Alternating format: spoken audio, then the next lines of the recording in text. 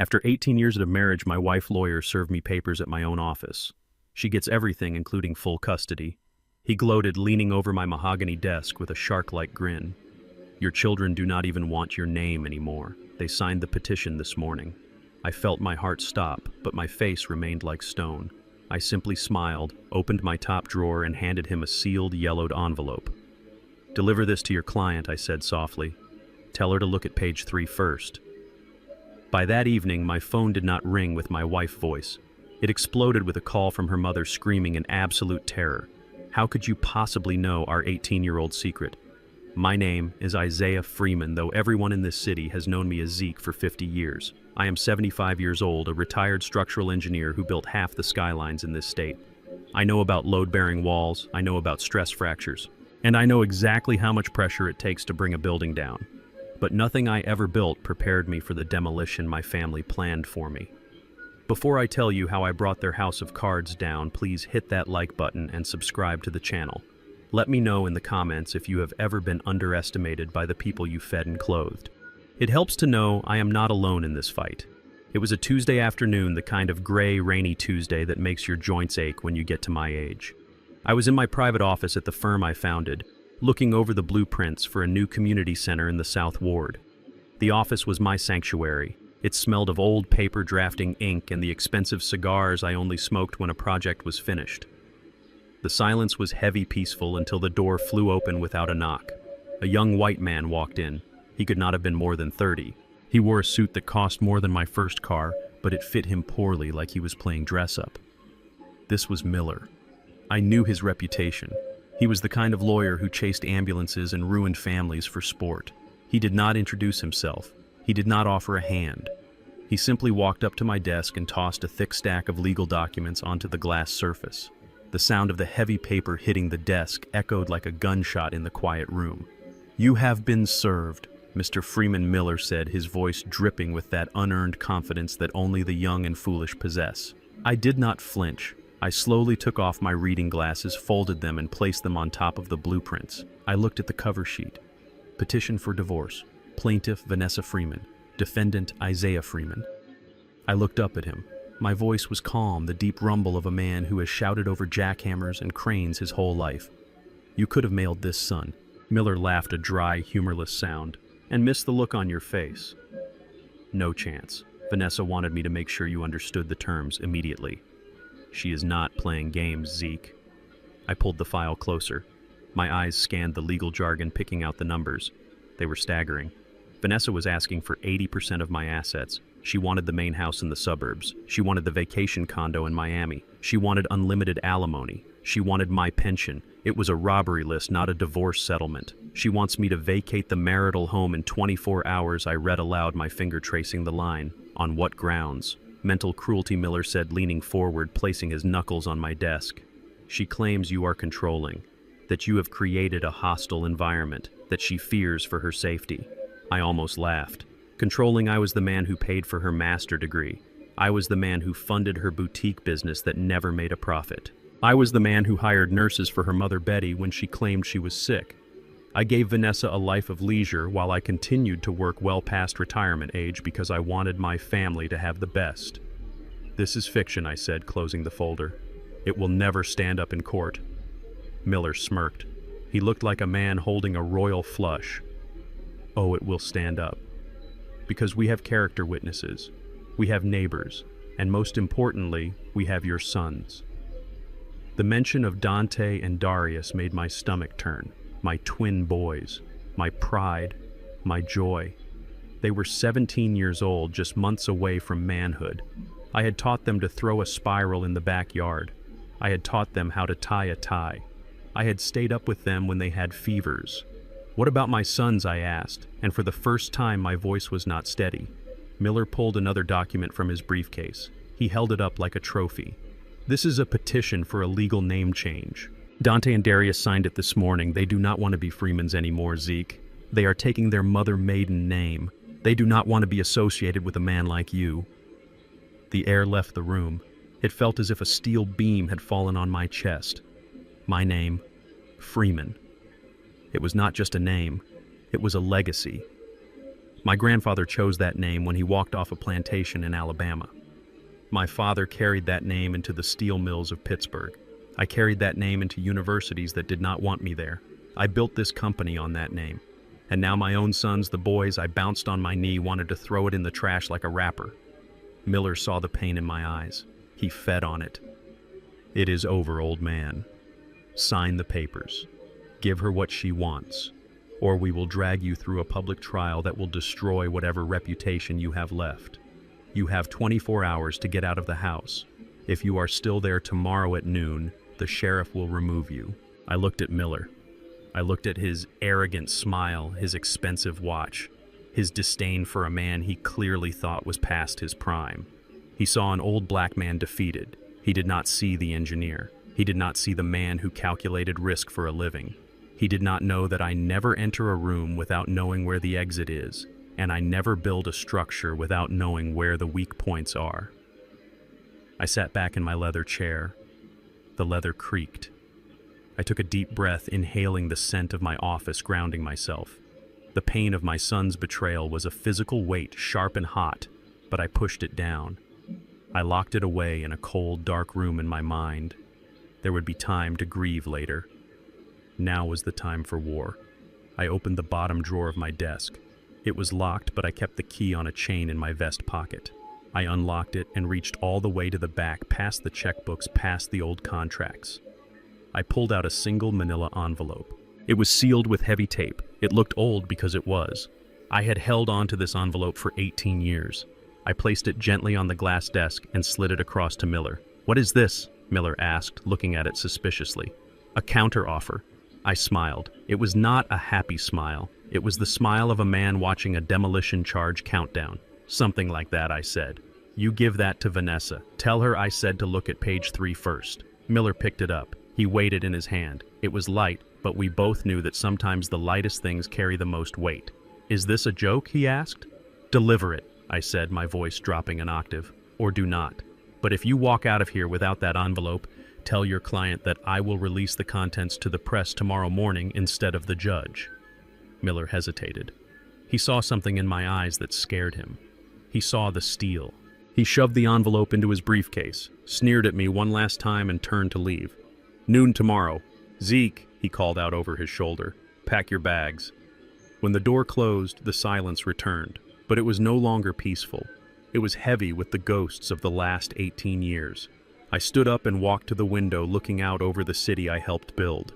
I saw the bridges, I saw the towers, I saw the concrete and the glass. I had built so many things that would last for a century, but my family was made of sand. I left the office early. I did not go home. I knew Vanessa would have changed the locks by now. I knew if I went there, I would likely lose my temper, and that would play right into their hands. They wanted me to be the angry, violent husband. I would not give them that satisfaction. I drove to a small diner on the outskirts of town, ordered a black coffee, and waited. I checked my watch. Miller would be at Vanessa House by now. He would be handing her the envelope. She would be laughing, thinking it was a desperate plea for reconciliation. She would open it. I took a sip of the bitter coffee. At 7:30 in the evening, my phone began to vibrate on the Formica table. I looked at the screen. It was not Vanessa. It was not Miller. It was Betty, my mother-in-law. I let it ring. Once, twice, 3 times. I wanted her to sweat. I wanted her to feel the fear gripping her throat. I answered on the 4th ring. I did not say hello. I just listened. Isaiah Betty screamed. Her voice was shrill, panicked, completely stripping away her usual mask of southern gentility. "What have you done?" I took another sip of coffee. "I did not do anything, Betty. I just returned some paperwork." "You monster!" she shrieked. How could you possibly have that? That clinic was supposed to destroy those records. That was 18 years ago." I leaned back in the booth. The diner was noisy, filled with the clatter of plates and the murmur of conversation, but I felt like I was the only person in the world. "People talk, Betty," I said calmly, "especially when you do not pay them enough to keep quiet." "You cannot use that," she yelled, and I could hear her hyperventilating. "You cannot. It will ruin everything. It will ruin Vanessa. It will ruin the boys. The boys, I said, feeling the cold anger rising again. You mean the boys who signed a paper today saying they do not want my name? They are just children, Betty cried. They do not know. They are 17. Betty, they are men, and they made a choice. Now listen to me very carefully. I paused. I let the silence stretch until I could hear her weeping on the other end. Tell your daughter to call off her dog. Tell her to fire Miller, and tell her I am coming home tonight. If the locks are changed, I will remove the door. I designed the frame, Betty. I know exactly where the hinges are. If I am not inside my own house by 9 o'clock, I send copies of what is in that envelope to every news station in the state. Isaiah, please, she begged. 9 o'clock. Betty, I hung up the phone and placed it face down on the table. My hand was trembling slightly, not from fear, but from the adrenaline of finally, after 18 years of blindness, seeing the world exactly as it was. I left a $20 bill on the table for a $2 coffee and walked out into the night air. I was going home, and for the first time in a long time, I knew exactly who was waiting for me. They thought they were dealing with a senile old man who would go quietly into the night. They forgot that before I was a husband, before I was a father, I was a man who survived the streets of Chicago in the 60s. I knew how to fight dirty, and tonight I was going to teach them a lesson about structural integrity. If the foundation is rotten, the whole house comes down. I drove my old black Cadillac through the driving rain, the wipers counting time like a metronome. 18 years. That was the number that kept cycling through my mind. 18 years of playing the fool. 18 years of sleeping next to a woman who viewed me not as a husband, but as a long-term investment that was taking too long to mature. I remembered the night we met. It was a charity gala in Atlanta. I was 57, a widower who had buried himself in blueprints and concrete to forget the silence of an empty house. Vanessa was 24. She wore a red dress that seemed to catch every light in the room. She walked up to me and asked about the structural integrity of the suspension bridge I had just completed. She did not talk about money. She did not talk about parties. She talked about tension and compression. She told me she had an old soul. She told me she preferred the wisdom of a mature man to the games of boys her age. I believed her. God help me, I wanted to believe her. I thought I had found a second spring in the winter of my life. I did not see the predator behind the perfume. I did not see that she was not looking at me. She was looking at the portfolio, the assets, the safety net I had woven from 50 years of hard labor. I was not a lover to her. I was a retirement plan. I pulled into the driveway of the house I built. It was a masterpiece of modern colonial architecture, brick and stone, solid enough to withstand a hurricane. But a house is only as strong as the people living in it, and this house was filled with termites. I walked up the stone path, the rain soaking my trench coat. I reached for the door handle and punched my code into the electronic keypad. Access denied. The red light blinked at me, mocking me. I tried again. Access denied. Vanessa had been busy. She had changed the codes. She probably changed the locks on the back doors too. She wanted me to stand out here in the rain to bang on the door like a desperate old man so the neighbors could call the police and she could add another line to her restraining order application. I did not knock. I did not shout. I simply reached into my pocket and pulled out a small magnetic tool. I designed this entryway. I knew that behind the decorative brass plate on the frame there was a manual override mechanism, a fail-safe I installed for emergencies. I slid the plate to the side, inserted the tool, and turned. The heavy oak door clicked. The lock disengaged with a heavy, satisfying thud. I pushed the door open and stepped into the warmth of the foyer. The smell of rosemary and roasted chicken hit me. It was the smell of a family dinner. It was the smell of a home that was functioning perfectly fine without me. I hung my wet coat on the rack. I wiped my shoes on the mat. I walked down the hallway to the dining room. They were all there. Vanessa sat at the foot of the table. Dante and Darius, my twin boys, sat on either side. They were laughing at something on a phone. The crystal chandelier I bought in Italy cast a warm glow over their faces. For a second, just a split second, I wanted to turn around. I wanted to leave them to their illusion. I wanted to spare myself the pain of what was about to happen. But then Vanessa looked up. Her smile vanished. Her fork clattered onto her plate. The color drained from her face, leaving her looking pale and ghostly under the makeup. "How did you get in?" she whispered. "I changed the codes." The twins looked up. Dante and Darius. They were big boys now, 6 feet tall, athletic with the arrogance of youth that has never known a day of hunger. They looked at me, and I searched their eyes for any trace of the toddlers I had carried on my shoulders. I looked for the boys I had taught to fish. I found nothing. Their eyes were cold, filled with a hate that had been carefully cultivated drop by drop over years of poison whispered in their ears by their mother. "I built this house, Vanessa," I said, my voice calm and level. "You cannot lock the architect out of his own creation." I walked to the head of the table. My chair was empty. A place setting was not laid for me. I went to the sideboard, took a plate and silverware. I walked back to the head of the table, pulled out my chair, and sat down. "Get out," Darius spat. He gripped his steak knife tight. "You are not wanted here." I ignored him. I reached for the serving platter of roast chicken. My hand was steady, though my heart was breaking into 1,000 jagged pieces. I served myself a piece of chicken. I scooped some potatoes. I poured myself a glass of water from the pitcher. Vanessa began to tremble. It was a performance, of course. She started to hyperventilate, clutching her chest, looking at the boys with wide, terrified eyes. "He is going to hurt me," she whimpered. "Look at him. He is crazy," he broke in. "Boys, please, I am scared." It was a master class in manipulation. She knew exactly which buttons to push. She knew that young men want to be protectors. She was turning them into weapons. I cut a piece of chicken and put it in my mouth. I chewed slowly. I swallowed. "This is good," I said. "A bit dry, but good." "Why are you doing this?" Vanessa shrieked, her voice rising to a hysterical pitch. "You received the papers. You have 24 hours. Get out." I put my fork down. I looked at her. I looked at the woman I had clothed in silk and diamonds.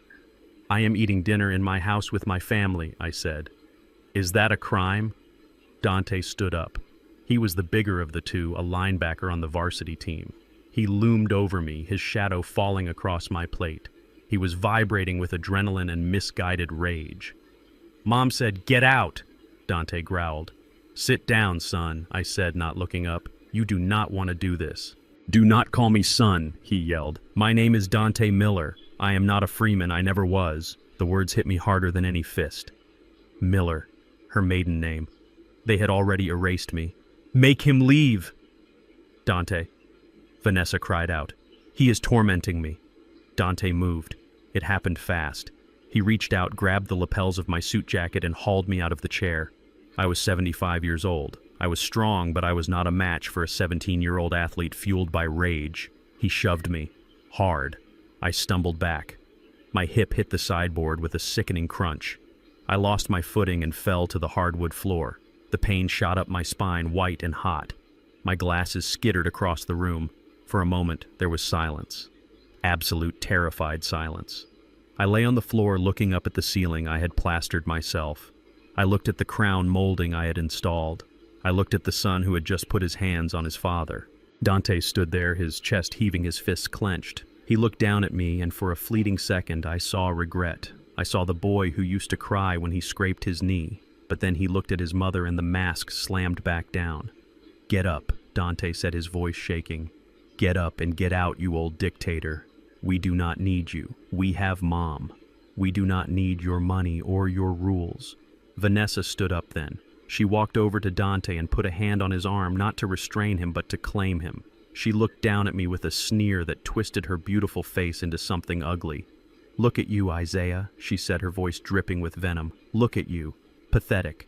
A weak old man on the floor. This is where you belong. You thought you could control us forever.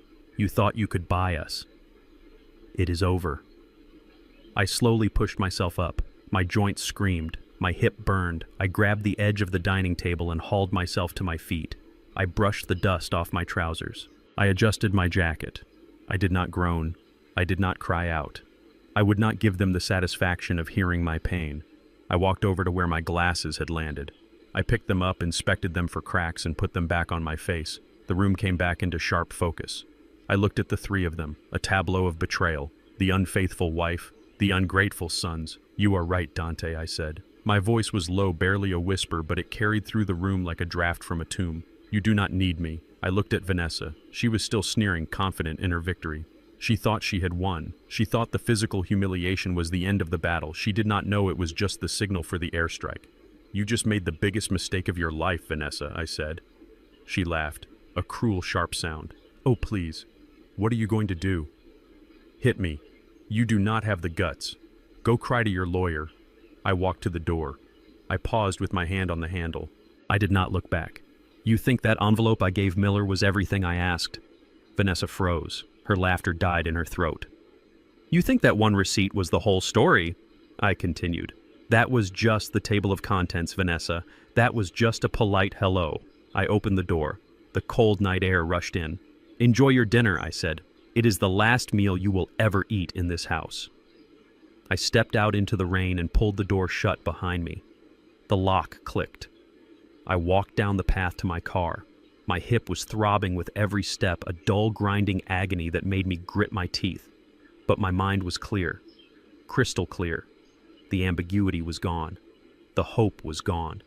The lingering affection that had stayed my hand for so long was dead killed on the dining room floor. They wanted a war. They wanted a villain. They wanted a dictator. Fine. I got into my Cadillac and started the engine. I checked my phone. There was a message from Brad, my son-in-law. It was a single image. A bank confirmation. The asset freeze was ready to execute. I put the car in gear and drove away from the house I built. I did not look in the rearview mirror. I was done looking back. The past was dead, and tomorrow I was going to bury it. The rain was coming down harder now, hammering against the roof of my Cadillac like 1,000 tiny fists, demanding entry. I drove through the blurred streets of the city I had helped build, my hip throbbing in rhythm with the windshield wipers. Every bump in the road sent a jolt of white-hot agony up my spine, a cruel reminder of the dining room floor and the son who had put me there. I was 75 years old, exiled from my own castle, fleeing into the night like a criminal. I pulled into the driveway of a modest, sturdy brick house in the north suburbs. The porch light was on a beacon of warmth in the cold, wet darkness. This was Keisha's house. My eldest daughter. My firstborn. The only person in my life who had looked at Vanessa 18 years ago and seen the wolf beneath the sheep's clothing. I struggled out of the car, my movements stiff and jerky. Before I could even reach the steps, the front door flew open. Brad, my son-in-law, stepped out under the overhang. He was a big man, a former FBI agent turned private investigator with the kind of pale, weathered face that gave away nothing but saw everything. He didn't say a word. He just walked down the steps into the rain, took my arm, and supported my weight. His grip was firm, respectful, the grip of a man who knew what it meant to hold the line when everything else was falling apart. We walked into the foyer, and the smell of cinnamon and old books wrapped around me. It was the smell of safety. Keisha was standing by the stairs, her arms crossed her face, a mask of worry and vindication. She was 50 years old with her mother's high cheekbones and my stubborn set of the jaw. She looked at my wet coat, my limp, the exhaustion etched into every line of my face. "Daddy," she whispered, the hardness melting from her eyes. I tried to stand tall, but the pain in my hip buckled my knee. Brad caught me before I could fall. "She threw us out, Keisha," I said, my voice raspy. "You were right. You were right about everything. 18 years ago you told me. You told me she was a gold digger. You told me she didn't love me, and I was too vain to listen. I was an old fool who wanted to believe a beautiful young woman found him fascinating. Keisha didn't say I told you so. She didn't have to. She just walked over and hugged me, burying her face in my damp shoulder. "I am just glad you are alive, Daddy," she said fiercely. "I have been terrified for 6 months, ever since you told Brad to start watching her." "Come on, Zeke," Brad said gently. "Let's get you dry. We have work to do." 30 minutes later, I was sitting in Brad's study, wrapped in a dry robe, a glass of bourbon in my hand. The study was lined with filing cabinets and monitors. It was the nerve center of Brad's operation. He sat behind his desk, not as a family member, but as a professional. He placed a thick black binder on the desk. The label read simply, VF. I took a sip of the bourbon. It burned, going down, cauterizing the wound in my chest. I nodded at the file. "Open it." Brad flipped the cover. "We have been tracking her for 6 months. Zeke, just like you asked." Brad began, his voice clinical. "We knew she was cheating. That was the easy part. We have photos of her with at least 3 different men in the last year, but that is not the headline, that is just the distraction." He pulled out a series of bank statements. They were not from my bank, they were from a bank in the Cayman Islands. "She has been siphoning funds," Brad said. It started small, 5,000 here, 10,000 there. Consultancies for her boutique, renovations that never happened. But in the last 2 years, she got bold. She has been liquidating assets you didn't even know were liquid. I leaned forward, squinting at the numbers. How I asked. I checked the books. I am the one who signs the checks. Brad pulled out another sheet. It was a power of attorney document. It had my signature on it. A perfect forgery. She forged your signature, Zeke. She created a shell company under the name Structural Dynamics LLC, almost identical to your firm's subsidiary. She has been billing your own company for phantom consulting services and funneling the money offshore. We are looking at nearly $3 million, Zeke. Gone. $3 million. That was the retirement fund. That was the legacy for the boys. The boys, I muttered. They think she is a saint. They think I am the villain who controls the purse strings. Brad looked at me, his blue eyes serious. The boys are victims too, Zeke. They have been gaslighted since they were in diapers, but we have something that might shake them up, or at least it will destroy her credibility in court. He reached into the back of the folder and pulled out a copy of the document I had given to Miller, the lawyer, just hours ago, the document that was inside the yellow envelope. It was a receipt from a private medical clinic in Georgia. It was dated 18 years and 7 months ago. "You gave this to Miller?" Brad asked. I nodded. "I found it in her jewelry box a month after we got married. I kept it. I don't know why. Maybe deep down even then I knew I would need insurance." Keisha leaned over the desk looking at the paper. "What is it?" "It is an invoice for a termination of pregnancy," Brad said quietly. "An abortion." Keisha looked up confused. "But the twins, they were born 8 months after you got married. The timing." "Exactly," I said, my voice cold. "Vanessa came to me 18 years ago and told me she was pregnant. She said it was a miracle. She said she was 2 months along. We got married in a rush because of it. But this receipt is dated 1 month before she told me that." I looked at my daughter. I looked at the man who had been more of a son to me than my own flesh and blood. If she terminated a pregnancy in Georgia 1 month before she claimed to be pregnant with my children, then the math does not work, I said. She wasn't pregnant with my children when we married. She got pregnant again immediately, or she was never pregnant by you at all. Brad finished the thought. The silence in the room was heavy. It was the silence of a bridge collapsing, the sound of steel snapping under too much weight. "We need a DNA test," Keisha said, her voice trembling with rage. "We need to prove those boys aren't yours. If they aren't yours, Zeke, then the whole marriage was based on paternity fraud." "It gets worse," Brad said. He pulled up a photo on his computer monitor. It was a grainy image taken with a telephoto lens. It showed Vanessa meeting with a man in a park. The man was white, tall, with thinning hair and a face that looked like it had been punched a few too many times. "Who is that?" I asked. "His name is Ray Miller," Brad said. "No relation to her lawyer. He is a con artist. He did time in Georgia for check fraud around the time you met Vanessa." We found records of phone calls between them, hundreds of them, starting 6 months ago. Ray Miller. The name meant nothing to me, but the way Vanessa was leaning towards him in the photo, the familiarity, it made my skin crawl. Is he the father?" Keisha whispered. "I don't know," I said, "but I am going to find out. And if he is, then Dante and Darius." My God. My phone buzzed on the desk, vibrating violently against the wood. It startled all of us. I looked at the screen. It was a notification from my email. A priority alert from the court system. I picked up the phone. My hands were steady now, hardened by the revelations. I opened the email. It was a PDF attachment, an ex parte order of protection. I read the summary. The world tilted on its axis. "Vanessa Freeman has been granted an emergency restraining order against Isaiah Freeman," I read aloud. "She claims that tonight at approximately 7:30 p.m., I broke into the marital home, physically assaulted her son Dante, and threatened to kill her. She has submitted photos of bruises on her arm and a statement from Dante corroborating the assault." Fake Brad spat. "Dante assaulted you. We saw the bruise on your hip." "It does not matter," I said, staring at the screen. The judge signed it. "It is effective immediately. I cannot go within 500 feet of the house. I cannot contact her. I cannot contact the boys." And then the realization hit me. A cold, paralyzing fear that had nothing to do with money or reputation. "My pills," I whispered. Keisha looked at me sharp. "What pills, Daddy?" "My heart medication," I said. "The nitroglycerin. The beta blockers. I left them on the nightstand. I have not taken my evening dose." Brad stood up immediately. "I will go get them. I will call the police escort." You can't, I said. The order covers third parties acting on my behalf. If you go there, they will say, I sent you to harass them. They will have me arrested for violating the order. But you need them, Keisha cried. You have a heart condition. That is the point, I said, looking at the black binder at the evidence of 18 years of lies. Don't you see? She knows I need them. She knows I cannot come back. She is not just trying to steal my money, Keisha.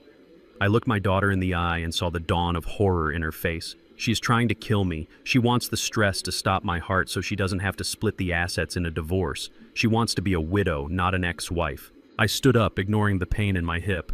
The room seemed to shrink. The air felt thin. Call the pharmacy, I told Brad. See if you can get an emergency refill. But do not go to that house. That house is a death trap. As Brad reached for the phone, I walked to the window and looked out at the rain. I thought about Dante and Darius. I thought about the man in the park, Ray Miller. I thought about the $3 million in the Cayman Islands. They wanted me dead. My wife. My children. They wanted the old engineer to crumble so they could sell the scrap metal. I touched the cold glass of the window. I am not crumbling, I whispered to the reflection of the old black man in the glass. I am reinforcing. And when I am done, there won't be a stone left standing on their side of the fence. The flashing blue lights of the police cruiser cut through the darkness of Keisha's living room, painting the walls in spasms of neon violence. It was 11 o'clock at night. I sat in the armchair, my hip throbbing a dull, constant rhythm, watching the rain streak the window pane. I did not need to look outside to know who was there. I knew the procedure. I knew the law. When a judge signs a piece of paper declaring a man dangerous, the state sends its enforcers to strip him of his claws. Brad opened the door. 2 officers stood on the porch, water dripping from the brims of their hats. One was young white with a jaw square enough to break bricks. The other was older black with tired eyes that met mine across the room. He knew. I could see it in his stance. He knew he was about to humiliate an elder, a man who had built half the bridges this city drove over. But he had his orders, Mr. Freeman, the older officer said, stepping into the foyer. I am Sergeant Vance. We are here to serve a temporary restraining order. I stood up. It took effort. My joints were stiff, locking up from the stress and the fall earlier that night. I walked to the door, my posture straight, my chin held high. I would not give them the satisfaction of seeing me broken. I understand, Sergeant, I said. My voice was calm, a deep rumble that seemed to surprise the younger officer. You are required to surrender any firearms in your possession, Vance said, his hand resting instinctively near his belt. The order mandates the immediate removal of all weapons. I felt a cold stone settle in my stomach. I had owned a Colt 1911 for 40 years. It was a collector's piece kept in a lockbox, cleaned every Sunday, never fired in anger. It was not just a gun. It was a symbol. It was the guarantee that I could protect my home. Now, because of a lie told by a woman who had never worked a day in her life, I was being disarmed like a common criminal. It is in the trunk of my car, I said, in a locked case. Brad moved to intervene. Officers, Mr. Freeman is a licensed holder. He has never— It is okay, Brad, I interrupted. Do not fight the current. Let it flow. I walked out into the rain with them. I opened the trunk of the Cadillac. The black case sat there glistening under the streetlights. I unlocked it. The steel of the gun was cold and heavy. I handed it to Vance. He took it with both hands, checking the chamber, treating it with a respect that felt like a mockery. Receipt, please, I said. He scribbled on a notepad and handed me the slip of paper. It felt light, flimsy. I had traded my protection for a scrap of carbon paper. Stay away from the residence, Mr. Freeman, Vance said, his voice softening slightly. 500 feet. No contact. If you violate this, we will arrest you. Do you understand? I understand, I said. They got back in their cruiser and drove away, the lights fading into the wet night. I stood there for a moment, the rain soaking my shirt, feeling a nakedness I had not felt since I was a boy. I was 75 years old. I was homeless. I was weaponless. I was a man stripped down to his bones. I went back inside. Keisha was sitting at the kitchen table, staring at her tablet with a look of absolute horror. Brad was standing behind her, his face grim. What is it? I asked, wiping the water from my face. You should not see this, Daddy, Keisha said, trying to turn the screen away. Show me, I commanded. She hesitated, then turned the tablet toward me. It was a live stream. Facebook. Vanessa. She was sitting on the beige sofa in our living room. My living room. The lighting was perfect, soft, and sympathetic. She was wearing a t-shirt I had never seen, old and frayed, making her look vulnerable. Her hair was messy, and there were tears. Great, glistening tears rolling down her cheeks. He just snapped. She sobbed into the camera. The comments were scrolling up the side of the screen so fast they were a blur. "Stay strong, Queen. What a monster. Men are trash. Call the cops." I listened to her lie. I watched her performance. "He has been controlling me for years," she whispered, her voice trembling. "But tonight he broke down the door. He hit our son. He threatened to kill us all. I am so scared. I do not know what he will do next. He is unstable. He is losing his mind. Please, if anyone sees him, call the police." I watched the number of viewers tick up. 500, 1,000, 2,000. The court of public opinion was in session, and the verdict was guilty. My reputation, built brick by brick over 50 years, was being dismantled in minutes by a woman with a smartphone and a talent for fiction. Keisha slammed the tablet face down on the table. "I am going to kill her," she hissed. "I am going to go over there and drag her out by her hair." "No," I said. Brad looked at me. "Zeke, we have to counter this. We need to release a statement. We need to show the medical report of your hip. We need to show the broken lock." "No statement," I said. I walked over to the kitchen island. I poured myself a glass of water. My hand was steady. The anger had burned itself out, leaving behind something colder, harder, something like tempered steel. "Statements are for people who care what the neighbors think," I said. "I do not care about the neighbors. I care about the truth." I looked at Brad. "Open your laptop." He looked confused, but did as I asked. He booted up his rugged field computer. "Connect to the server at my firm," I said. "Use the admin override. Passcode, Jericho." Brad typed it in. "What are we looking for, Zeke?" "Activate camera 4, I said. Brad stopped typing. He looked up at me. "There is no camera 4 on the house schematics. I swept that house for bugs myself 6 months ago." "I know," I said. "Because I installed camera 4 myself 10 years ago. It is not on the network. It is hardwired into the dedicated line I ran for the structural integrity sensors in the master bedroom. It is behind the HVAC vent directly facing the bed." "You have a camera in the bedroom?" Keisha asked, her eyes wide. "I built that house." I said simply, "I monitor the stress loads on the support beams. And sometimes I monitor the stress loads on the marriage." "Turn it on." Brad hit the enter key. The screen flickered static for a second, and then a crisp, high-definition image filled the monitor. It was the master bedroom, my bedroom, the bed I had slept in for 18 years. Vanessa was there, but she was not crying. The tear-stained victim from the live stream was gone. In her place was a woman laughing so hard she had to hold her stomach. She was sitting on the edge of the bed holding a glass of champagne, and she was not alone. Betty was there, my mother-in-law. The woman whose medical bills I had paid, the woman I had treated like a queen. She was sitting at the vanity table, my vanity table surrounded by an array of cosmetics. "Look at this," Betty cackled, pointing at the tablet she was holding. "Look at these comments. They want to lynch him. Someone should put that old dog down. I hope he rots in jail." "Oh, this is too easy." Vanessa took a sip of champagne. "Did you see his face, Mama, when Dante pushed him? He looked like a crushed bug. I thought he was going to cry." "He deserved it," Betty spat. "Arrogant old man, thinking he could buy us, thinking he could own us." Brad and Keisha were silent, staring at the screen in disbelief. The cruelty was raw, unfiltered. "Come here, baby," Betty said, waving a makeup brush. "You rubbed off the bruise when you were wiping your fake tears. We need to reapply it before the police come back for a wellness check." Vanessa walked over to the vanity. She sat down, tilting her head back. Betty dipped the brush into a palette of purples and yellows. With the skill of a Hollywood makeup artist, she began to paint a bruise on Vanessa's cheekbone. "Hold still," Betty muttered. "You need to look like he hit you with the back of his hand. Right there. Yes. That looks nasty." Vanessa looked in the mirror and smiled. A cold, predatory smile. "It is perfect. Dr. Evans will have to sign the commitment papers now. Violent outbursts, delusions, physical assault. It is a slam dunk for dementia. I watched them. I watched them paint a crime scene onto her skin.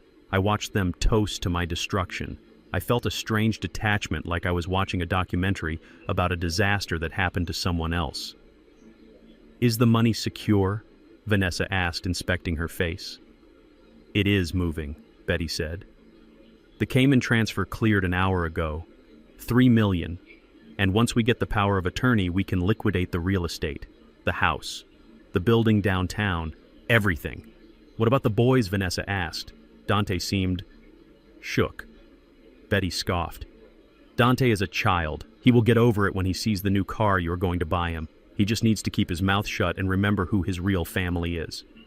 I leaned closer to the screen. My heart was beating slow, heavy thuds against my ribs. "I just wish we didn't have to wait." Vanessa sighed. "I am tired of playing the grieving wife. I want to spend it. I want to go to Paris. I want to be free of him. Patience." "Honey," Betty said, finishing the bruise with a dusting of powder. "He is 75. His heart is garbage. Without his pills, with this stress. He will pop a valve within a week. And if he doesn't..." She paused. She looked directly at Vanessa in the mirror. "If he doesn't die on his own, we will help him along, just like we planned." Keisha gasped. Brad's hand flew to his mouth, but then Betty said something else. Something that froze the blood in my veins and stopped time itself. "Besides," Betty said, wiping the brush on a tissue, "the old fool still thinks those two brats are his blood. He thinks he is fighting for his legacy." Betty laughed, a dry, rattling sound. "Wait until he dies. Wait until the ink is dry on the death certificate. Then we will bring Ray back. Ray has been waiting 18 years to be a father. It is time the boys knew who their real daddy is." Ray. The name hung in the air of Brad's study like a toxic cloud. Ray. The man Brad had found in the photos. The con artist. The ex-con. Ray was the father. I stared at the screen. I looked at the woman I had married, the woman I had slept beside, the woman who had birthed 2 sons that I had raised, loved, and educated. They were not mine.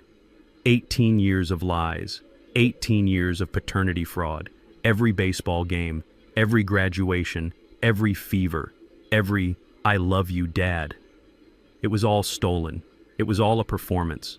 My knees gave out. I sank into the chair behind me. The room spun. The grief was not sharp. It was a vast, hollow emptiness, a black hole opening up in the center of my life and swallowing everything I thought I knew. Dante, Darius, my boys. They were not my boys. They were the spawn of a grifter and a thief. "Zeke," Brad asked, his voice sounding far away.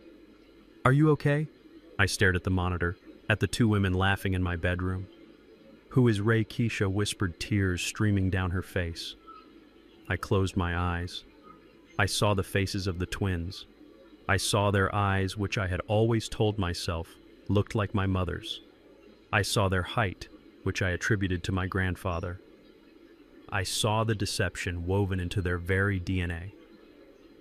"Ray," I said, my voice sounding like grinding stones. "Ray is the man we are going to find." I opened my eyes. The weakness was gone. The grief was locked away in the vault. "Brad," I said, "get the facial recognition software running. Run the photo from the park against the Georgia Department of Corrections database. Find Ray Miller. Find him tonight." "But Zeke," Brad said, "the money, the restraining order." "Forget the money," I said. "Forget the order. This isn't about money anymore. This is about blood. They made me raise another man's sons to kill me." I stood up. I walked to the map of the city on the wall. "Find Ray," I commanded. "Because Ray is the key. Ray is the loose thread. And I am going to pull that thread until their entire tapestry unravels and chokes them to death." 2 weeks. That was the timeline the judge had given us. 14 days until the preliminary hearing where a stranger in a black robe would decide if I lost my home, my assets, and my dignity permanently. 14 days to find a ghost named Ray Miller and drag him into the light. The clock was not just ticking, it was hammering against my skull like a rivet gun. Brad and I set up a war room in his basement. It smelled of ozone from the servers and stale coffee. We were running on adrenaline and caffeine. Brad had called in every favor he had from his days at the bureau. He was working the phones, his voice low and urgent, speaking a language of codes and contacts that I did not speak. I sat at a folding table reviewing the financial wreckage of my life. We hit the first wall at 9 in the morning on Wednesday. I need to buy access to the Georgia criminal database, Brad said, typing furiously. It is a third-party vendor, $500.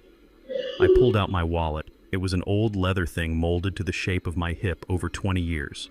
I pulled out my black card, the one with the high limit, the one I used to buy materials for skyscrapers. Use this, I said, sliding it across the table. Brad took it. He typed in the numbers. He hit enter.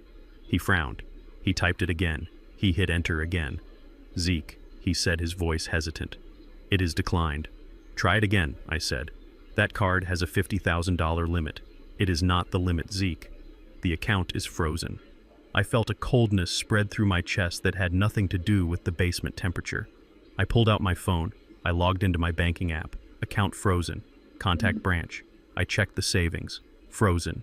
I checked the investment portfolio. Frozen. Vanessa. She had moved fast. Her lawyer Miller had filed an emergency motion to freeze marital assets to prevent dissipation. The judge had signed it without even asking me a question. They had locked me out of the house, and now they had locked me out of my life's work. I had millions of dollars in net worth, but I could not buy a cup of coffee. She is trying to starve us out, I said, staring at the red letters on the screen. She knows investigations cost money. She knows lawyers cost money. She wants me to show up to court with empty pockets and a court-appointed attorney. I can cover it, Zeke, Brad said, immediately reaching for his own wallet. Keisha and I have savings. No, I said. My voice was sharp. I will not drag my daughter into debt. This is my war. I will fund it. How, Brad asked. The banks are closed to you. I stood up. My hip popped, a sharp reminder of the violence in my own dining room. I walked to the corner of the basement where I had stacked the few boxes of personal effects I had kept at Keisha's house over the years. Things Vanessa had deemed too ugly or too old for our pristine mansion. I pushed aside a box of old blueprints and found what I was looking for. It was a rusted, dented iron lunchbox. It still had a faint smell of coal dust and machine oil. It was the lunchbox I had carried when I worked the mines in West Virginia 30 years ago, before I started the firm, before I wore suits, before I became a man who could be robbed by a signature on a piece of paper. I carried the heavy box to the table and set it down. The metal clanged against the wood. What is that? Brad asked. I opened the latch. It groaned with rust. Inside, wrapped in oily rags, were heavy yellow bars. Gold, I said. Brad's eyes went wide. 30 years ago, when I was working the mines, I did not trust banks. I explained. I did not trust the government. And I definitely did not trust the economy. Every payday I bought a little bit, an ounce here, an ounce there. When I started making real money with the firm, I kept the habit. I bought bullion, I buried it, I forgot about it. I unwrapped one of the bars. It caught the light of the computer monitors, glowing with a dull, heavy promise. Cash leaves a trail, I said. Cash can be frozen by a judge who has never worked a day of hard labor in his life. Gold has no name. Gold has no account number. Gold is the only language the world truly understands. There must be $50,000 here, Brad whispered. More, I said. Enough to find Ray Miller. Enough to burn their whole world down. Take it to the pawn shop on 4th Street. Ask for Sal. Tell him Zeke sent you. He will give you 70% of spot value in cash, no questions asked. Brad looked at me with a new level of respect. He took 2 of the bars and nodded. I will be back in an hour. When Brad returned, he had a thick envelope of cash. We paid the vendor, we paid the informants, and then the information started to flow. Ray Miller. The name came up on the screen, accompanied by a mugshot that was 10 years old. He was white, 45 years old. In the photo, he had a smirk that looked like he knew a joke nobody else did. His eyes were hard, the eyes of a man who looked at people and saw targets. Here is the history, Brad said, scrolling through the rap sheet. Check fraud in Savannah, identity theft in Macon, grand larceny in Atlanta. He did a 5-year stretch in state prison. Look at the dates, I said, pointing at the screen. He was released 18 years ago, Brad said. 3 months before you met Vanessa. The timeline fit like a steel beam into a rivet. Vanessa gets an abortion in Georgia. Ray gets out of prison in Georgia. Vanessa moves to this city. She meets me. She gets pregnant again. He was her pimp, I said, the realization tasting like bile in my throat. Or her partner. They ran a long con. She was the bait. I was the mark. And the twins were the anchor that kept me here. But where is he now? Brad asked. He fell off the grid 3 years ago. No credit cards, No address. He is here, I said. I felt it in my bones. He is close. Vanessa is not smart enough to do this alone. She needs a handler. Check the phone records again, I commanded. Look for burner phones. Look for recurring numbers in the vicinity of the house. Brad worked through the night. I sat in the armchair watching the data stream, feeling the weight of the gold bars remaining in the lunchbox. I was tired. My body was old, but my mind was sharpening, honing itself on the whetstone of betrayal. At 4 a.m, Brad hit the table with his fist. Got him, he said. I leaned over his shoulder. He is not using a phone registered to him, Brad said. He is using a phone registered to a shell company. Vandalay Industries. I snorted. A Seinfeld reference. They were mocking me. Trace the address, I said. Brad typed. The map zoomed in. It settled on a building downtown. The Spire. I knew the Spire. I had consulted on the foundation work. It was one of the most expensive, exclusive residential towers in the city. Penthouses there went for $10,000 a month. He is living in the Spire, I asked, incredulous. A career grifter with no job is living in a luxury high-rise. Brad pulled up the lease agreement. It was digital hacked from the management company's server. Look at the guarantor, Brad said. I looked. The name was there in black and white pixels. Vanessa Freeman. She was paying for his apartment. She was keeping him in luxury, and she was doing it with checks drawn from the account of Structural Dynamics LLC. My money. I sat back the breath leaving my lungs. It was not just an affair, it was a parasitic infection. She was taking the money I earned from building hospitals and schools, and she was using it to house the man who had sired the children I was raising. They were laughing at me. For 18 years they had been laughing. Is he there now? I asked. Brad checked the location data on the burner phone. Pinged off the tower on 4th and Main 5 minutes ago. He is there. Apartment 402. I stood up. I went to the closet and pulled out my heavy coat. I put my hat on my head. Where are you going? Brad asked, standing up to block my path. You cannot go there, Zeke. If you touch him, you go to jail. That destroys the case. I am not going to touch him, I said. I am just going to look him in the eye. I need to see the man who stole my life. I am coming with you, Brad said. We drove through the pre-dawn city. The streets were empty, slick with rain. The spire rose up like a needle of glass and steel piercing the gray sky. It was a monument to wealth, and inside it lived a rat. We parked down the street. We walked to the entrance. The doorman stopped us, but Brad flashed his PI license and slipped him a $100 bill from the envelope. Money talks, just like I said. We took the elevator to the 4th floor. The hallway smelled of lavender and expensive cleaning products. We found door 402. I did not knock. I just listened. I heard music, jazz, Coltrane. My favorite album. I heard laughter, a woman's laughter. I knew that laugh. I had heard it for 18 years. I had heard it across the dinner table. I had heard it in the bedroom. Vanessa was in there. It was 4 a.m. My wife, who claimed to be terrified of me, who claimed to be a victim of domestic abuse, was in a luxury apartment with a convicted felon listening to my music, spending my money. I reached for the door handle, my hand trembling with a rage so pure it felt like white fire. Zeke, Brad whispered, grabbing my wrist. Don't. If you go in there, you lose. We need the police. We need the camera. We need to do this right. I stared at the door. I imagined kicking it down. I imagined finding them. I imagined the violence I was capable of.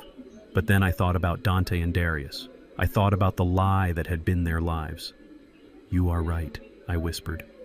I pulled out my phone. I took a picture of the door number. I recorded the sound of her laughter coming through the wood. We have him, I said, turning away from the door. We found the ghost. We walked back to the elevator. As the doors closed, cutting off the sound of my wife's joy, I felt a strange sense of calm. They were celebrating. They thought they had won. They thought the old man was frozen, locked out, defeated. They did not know that I had just found the structural flaw in their entire foundation, and I had the dynamite in my pocket to blow it all to hell. The Blue Velvet Lounge was the kind of place that charged $20 for a cocktail to keep the riffraff out, but the darkness inside hid the same stains you would find in a dive bar. It was 2 blocks from the Spire. We found Ray Miller in a corner booth nursing a glass of single malt scotch that was older than the twins. He was wearing a suit that looked expensive from a distance but cheap up close, much like the man himself. I walked over to the booth. My hip was a dull fire, but I walked with the rhythm of a pile driver, steady and heavy. Brad peeled off to the side, leaning against the bar, crossing his arms, cutting off the exit. Ray looked up. He did not jump. He did not spill his drink. He just smiled, a slow, lazy curling of the lip that showed too many teeth. Isaiah Freeman. Ray said, his voice smooth like oil on asphalt. I was wondering when you would show up. You look terrible, old man. Rough night, I slid into the booth opposite him. The leather creaked under my weight. I placed my hands on the table, calloused engineer hands next to his manicured grifter hands. Ray Miller, I said. You are living well for a man with no job and a rap sheet longer than my arm. Ray swirled his scotch. I have a benefactor, a very generous woman who appreciates my particular set of skills. I looked at him. I looked for the monster I had built in my mind. But he was just a man, a mediocre, aging man with watery blue eyes and a weak chin, and yet looking at him was like looking into a distorted mirror. I see them in you, I whispered. It was involuntary. The words escaped before I could stop them. Ray laughed. It was a soft, wet sound. Of course you do. Dante and Darius. They are fine boys. Big, strong. They get their height from me. And that temper, that is all Miller blood. The confirmation hit me like a physical blow. I had suspected it. I had calculated the odds. But hearing him say it, hearing him claim ownership of the two human beings I had devoted the last 18 years of my life to was an agony I cannot describe. How I asked. My voice was hollow. Vanessa is light, Ray interrupted, leaning forward. Her mother Betty is light. You know how genetics work, Zeke. You are an engineer. You understand blueprints. Vanessa and I, we fit. We matched. When she got pregnant, we knew there was a risk. The babies could have come out looking like me, or they could have come out looking like her. But you were so desperate for a legacy. You were so desperate to put your stamp on the world. You never even questioned why those boys had hazel eyes. You just told yourself it was some recessive gene from your great-grandmother. He took a sip of his drink, enjoying my pain. You saw what you wanted to see, Zeke, and we let you. I closed my eyes. I saw Dante at 6 years old crying because he struck out at T-ball. I saw myself holding him, wiping his tears, telling him that a Freeman never quits. I saw Darius at 10 showing me his science fair project, his face glowing with pride when I told him he had the mind of an engineer. I had taught them to shave. I had taught them to drive. I had paid for their braces, their tutors, their football camps. I had sat by their bedsides when they had the flu, cooling their foreheads with damp cloths, praying to a God I wasn't sure I believed in to spare them. I had poured my soul into vessels that belonged to another man. I was the cuckoo bird tricked into raising the predator's young in my own nest. Thank you, by the way, Ray said, breaking my reverie, for raising them. I was in no position to be a father back then. I had legal entanglements. You gave them a great start. Private schools, nice clothes. And now that the heavy lifting is done, I get to step in and enjoy the finished product. You are a parasite, I said. Ray shrugged. I am a survivor. And you are a wallet that is about to be emptied. Vanessa tells me you are stubborn. She says you won't sign the papers. She says we might have to wait until your heart gives out. He looked at his watch. Tick-tock, Zeke. Tick-tock. I looked at this man, this smug, hollow man who thought he had won the lottery. He thought he was the mastermind. He thought Vanessa loved him. He thought he was the end game. He did not know Vanessa, not the way I did. He knew the mistress. I knew the wife. I knew the woman who looked at bank balances the way other women looked at romance novels. I reached into my pocket. I did not pull out a weapon. I pulled out a stack of photographs Brad had printed an hour ago. I tossed them onto the table right on top of his napkin. Ray looked down. His smirk faltered. The photos were high resolution. They showed Ray outside a motel in Bankhead. He was with a woman. She was young, maybe 22. She was blonde. She was hanging off his arm, laughing. So what Ray said, trying to recover his composure. I have a life. Vanessa knows I am not a monk, does she? I asked. Does she know you are spending her allowance on this girl? Does she know you bought this girl a Honda Civic last week? We have the title transfer Ray, signed by you. Paid for by Structural Dynamics, LLC. Ray stiffened. Vanessa doesn't care what I do as long as I play my part. I leaned in. My face was inches from his. I let him see the cold, dead anger in my eyes. You think Vanessa is loyal to you? I asked. You think a woman who spent 18 years lying to the man who gave her the world is going to be true to a man who gave her nothing but a lie? Ray swallowed. His Adam's apple bobbed. Vanessa is not leaving you because she loves you, Ray, I hissed. She is leaving me because she wants the money. She wants the $3 million in the Caymans. She wants the house. She wants the freedom. And do you know what the only loose end is? I pointed a finger at his chest. You. You are the liability. You are the ex-con father who can blow up her narrative. You think she's going to share that money with you. You think she's going to let you play happy family with the twins. I reached into my pocket again and pulled out another piece of paper. It was a flight itinerary. Brad had found it 20 minutes ago. This is a flight confirmation, I said. One way. To Paris. For 2 people. Ray snatched the paper. He scanned it. Vanessa Freeman, he read. And Dante Freeman. Darius Freeman. There is no ticket for Ray Miller, I said softly. Ray stared at the paper. His hands began to shake. She is taking the boys, I said. She is taking the money. And she is leaving the country next week. She is cutting you out, Ray. Just like she cut me out. You were just a stud horse. You served your purpose. Now you are just another mouth to feed. Ray looked up. The arrogance was gone. In its place was the desperate rat-like fear of a man realizing the trap has closed around his neck. She promised me, he whispered. She said we would be a family. She promised to love, honor, and cherish me too. Ray, I said. Look how that turned out. Ray chugged the rest of his scotch. He slammed the glass down. That bwitch. She is playing me. She is playing everyone I said. But she is playing you for a fool. She used my money to keep you quiet, to keep you on the hook until the boys were 18. Now they are adults. She doesn't need you to sign anything. She doesn't need your permission to take them. Ray looked at me. His eyes were wild. What do you want, Zeke? You want to kill me? Go ahead. I got nothing left. I don't want to kill you, Ray, I said. I want to buy you. Ray blinked. What? I reached into the inner pocket of my coat. I pulled out one of the gold bars. I placed it on the table. It landed with a heavy, dull thud that rattled the glass. Gold, I said. Untraceable. Liquid. Ray stared at the gold. He reached out and touched it, his fingers trembling. I have more, I said. I have enough to set you up in a country where Vanessa can't find you. Enough to start over. Or enough to drink yourself to death in style. I don't care which. What do I have to do? Ray asked, his eyes glued to the gold. I want the truth, I said. I want it on video. I want you to sit in front of a camera and tell the world exactly what you and Vanessa did. I want you to tell them about the paternity fraud. I want you to tell them about the fake abuse allegations. I want you to tell them about the plan to drive me to a heart attack. Ray hesitated. If I do that, I go back to jail. Conspiracy. Fraud. Not if you turn state's evidence, I said. My lawyer can cut a deal. Immunity for testimony. You give us Vanessa, you give us her mother, and you walk. You walk with the gold. Ray looked at the gold.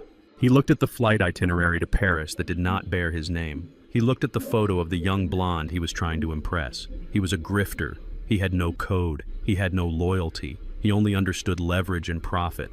Vanessa had made the mistake of thinking she owned him. I knew you could only rent a man like Ray. Make it 2 bars, Ray said, his voice raspy. 2 bars and a plane ticket to Thailand. I signaled to Brad. Brad walked over carrying the iron lunchbox. He set it on the table and opened it. The golden glow illuminated Ray's greedy, desperate face. Done, I said. Ray reached for the box, but I slammed the lid shut on his fingers. He yelped. First, I said, leaning in close. We go to your apartment, the one my wife pays for. We set up the camera. You talk. You spill every drop of poison you have stored up for 18 years. And then, and only then, do you get the gold. Ray rubbed his hand. He looked at me with a mixture of fear and respect. You are a cold son of a bitch, Zeke, he said. I stood up. My hip screamed, but I didn't feel it. I felt light. I felt the structural integrity of my life returning steel beam by steel beam. I learned from the best, I said. I gestured to the door. After you, Ray. We have a movie to make. The rain had finally stopped, leaving the morning air crisp and cold, the kind of cold that settles deep in your bones and reminds you of every injury you have ever sustained. It was November 12th, a Tuesday. But on my calendar, it had been circled in red ink for 18 years. It was the twins' 18th birthday. In the state of Georgia, 18 is the magic number. It is the threshold of adulthood. It is the day a child becomes a man in the eyes of the law. It is the day they can vote, they can enlist, and they can sign legal documents without parental consent. I sat in my rental car, a nondescript gray sedan that smelled of stale cigarettes, parked across the street from the gates of St. Jude's Preparatory Academy. I had paid the tuition here for 12 years, $40,000 a year times 2 for 12 years. I had built the gymnasium, I had endowed the science wing. My name was on a brass plaque in the hallway. But today, I was trespassing. Today I was a ghost haunting the grounds of his own investment. I reached into the passenger seat and touched the 2 small velvet boxes I had placed there. Inside were 2 vintage Rolex watches, my grandfather's and my own. I had planned to give them to Dante and Darius today. I had planned a dinner. I had planned a speech about responsibility and time and legacy. Now those watches felt heavy like lead weights dragging me down into a sea of regret. I saw the bell ring. A flood of young men in navy blazers and khaki pants streamed out of the brick buildings. They were laughing, shoving each other, full of the boundless energy of youth. I scanned the crowd, my eyes aching. And then I saw him. Dante. He was walking with a group of friends, his head thrown back in laughter. He looked so much like... Well, I used to think he looked like me when I was young. But now with the veil lifted, I saw Ray Miller. I saw the set of the shoulders. I saw the way he walked, a little too swaggering, a little too loose. I opened the car door. My hip protested, a sharp reminder of the night Dante had shoved me to the floor, but I ignored it. I had to try. One last time. I had to look him in the eye, man to man, and offer him a lifeline before I cut the rope. Dante, I called out. He stopped. The laughter died on his lips. He turned slowly, his friends quieting down around him. When he saw me standing there, leaning on my cane, his face did not light up. It twisted. It contorted into a mask of pure, unadulterated disgust. He said something to his friends, and they stepped back, forming a circle, a coliseum for our public execution. "What are you doing here?" Dante asked, his voice loud, carrying across the courtyard. "You are not supposed to be here. There is a restraining order." I took a step forward. "I am not at the house, Dante. I am on public property. I just wanted to say happy birthday. I have something for you." I reached into my pocket for the velvet box. Dante flinched. He took a step back, his eyes wide with a performance of fear that he must have learned from his mother. "He has a weapon!" Dante screamed. The air froze. Every head in the courtyard turned. Security guards, burly men I had paid Christmas bonuses to for years, started running toward us. "He is stalking me," Dante yelled, pointing a shaking finger at me. "Get away from me! You are not my father!" The words were like shrapnel. They tore through the last layer of my defense. "He is harassing me," Dante shouted to the approaching guards. "Get him away, Mr. Freeman," one of the guards said, slowing down as he recognized me. "Sir, you need to leave. We do not want any trouble." I looked at the guard. I looked at Dante. My son. The boy I had taught to ride a bike in this very parking lot. He was looking at me with hatred, not anger. Hatred. "Dante," I said, my voice low and steady, "I am offering you a choice, right now. You can walk away from her lies. You can be your own man. I do not want your choice." "Old man," Dante spat, "I want you dead." A sleek black Mercedes pulled up to the curb, screeching to a halt. The passenger door flew open. Vanessa stepped out. She was wearing sunglasses and a fur coat, looking like a movie star in a tragedy of her own making. She did not look scared. She looked triumphant. She walked past the security guards, her heels clicking on the pavement. She walked right up to Dante and put a protective arm around him, glaring at me like a lioness defending her cub. "You are violating the order, Isaiah," she hissed. "I have the police on speed dial." I looked at her. I looked at the son she had corrupted. "I just wanted to give them their birthday gifts," I said, holding up the boxes. "We do not want your gifts," Vanessa said. "We do not want your money. Well, we want your money, but we do not want you." She reached into her designer bag and pulled out a document. It was legal size, crisp and white. She thrust it toward me. "Happy birthday, Zeke," she said, a cruel smile playing on her lips. "The boys signed this morning. First thing." I took the paper. My hands were shaking just a little. I looked at the header. Petition for termination of parental rights and voluntary disavowal of paternity. I scanned the text. It was a legal declaration stating that Dante and Darius Freeman wished to sever all legal and familial ties with Isaiah Freeman. It stated that they wished to change their surname to Miller. It stated that they acknowledged Ray Miller as their biological and psychological father. Signed Dante Miller.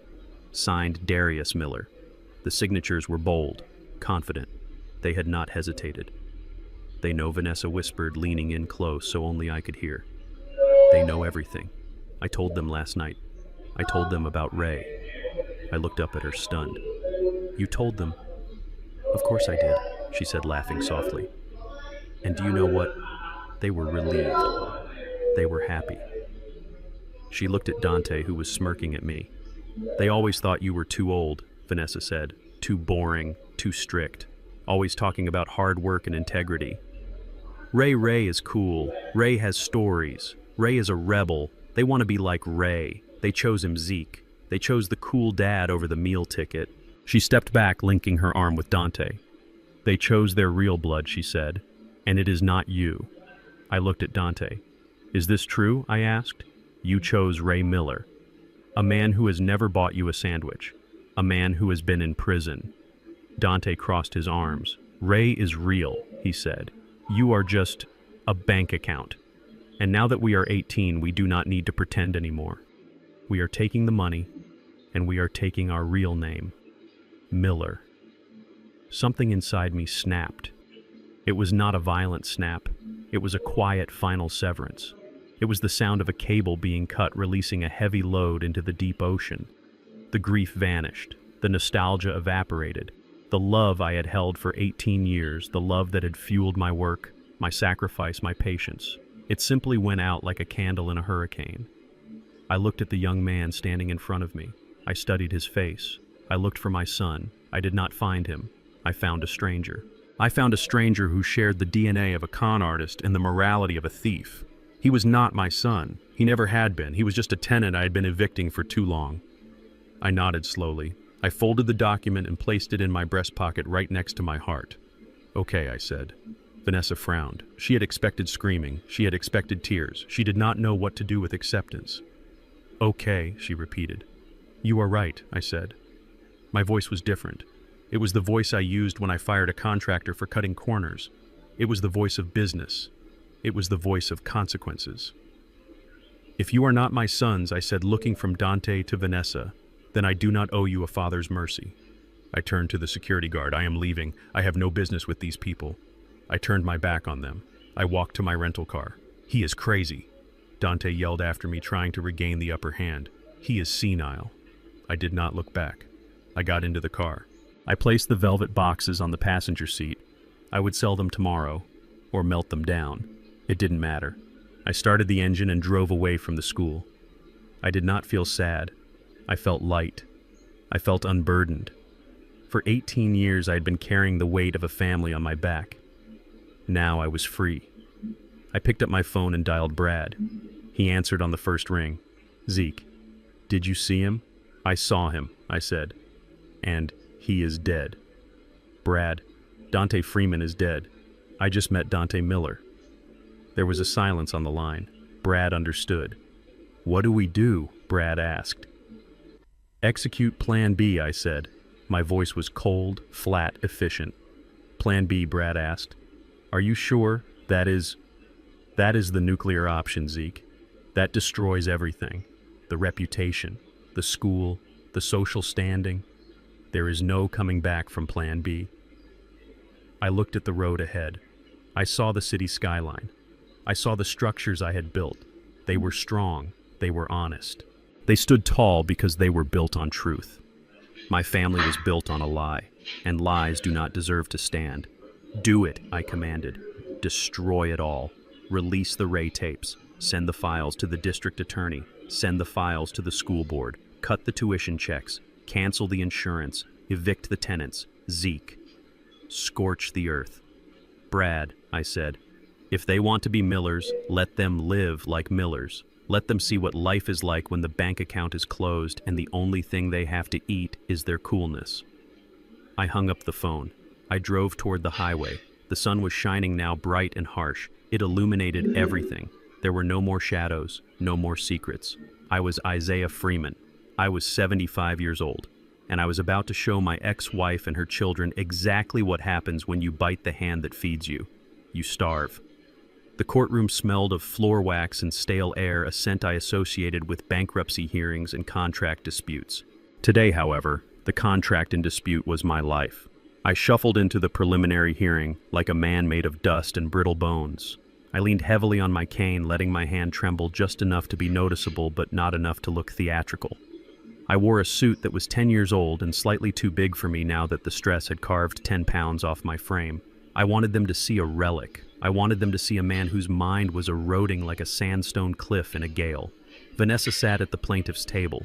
She looked radiant. She wore a cream-colored suit that screamed modesty but whispered money. Her hair was pulled back in a severe bun, and she wore no jewelry except for a small cross necklace I had never seen before. She was playing the role of the long-suffering wife, the saint who had cared for the tyrant until she could take no more. Her lawyer Miller sat next to her, tapping his pen on a legal pad, radiating the impatience of a man who has a tea time at 3 o'clock. My lawyer Sloan sat next to me. Sloan was a shark in a three-piece suit. He was silent, still, and lethal. We had rehearsed this. He knew the script. "All rise," the bailiff droned. Judge Harrison entered. He was a man I knew by reputation, fair but impatient. He looked over his glasses at me, and I saw pity in his eyes. That was good. "Pity is a blindfold," Mr. Miller, the judge said. "You may proceed with your opening regarding the temporary support orders." Miller stood up. He buttoned his jacket. He walked to the center of the room and gestured toward me as if I were a piece of rotting furniture. "Your Honor," Miller began, his voice smooth and practiced. "We are here today because my client, Mrs. Freeman, has been left destitute. Her husband, a man worth an estimated $10 million, has cut off her access to marital funds. He has engaged in a campaign of financial terror. We are asking for immediate relief. We are asking for $50,000 a month in temporary spousal support, and we are asking for a preliminary ruling that 50% of the estate is hers by right of contribution." 50%. $5 million.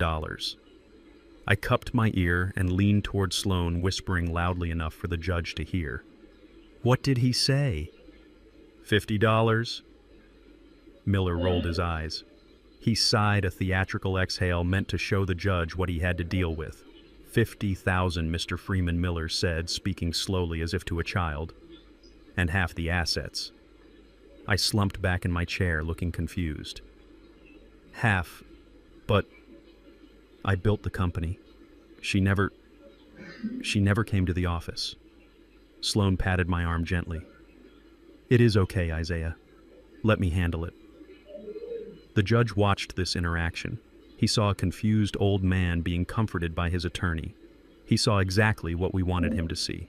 Miller called Vanessa to the stand. She walked up, took the oath, and sat down. She looked at me for a split second, and in that glance, the mask slipped. I saw the greed. I saw the triumph. She thought she was looking at a corpse. Mrs. Freeman, Miller said, "Please tell the court about your role in the marriage." Vanessa took a deep breath. Her voice was soft, trembling, just the right amount.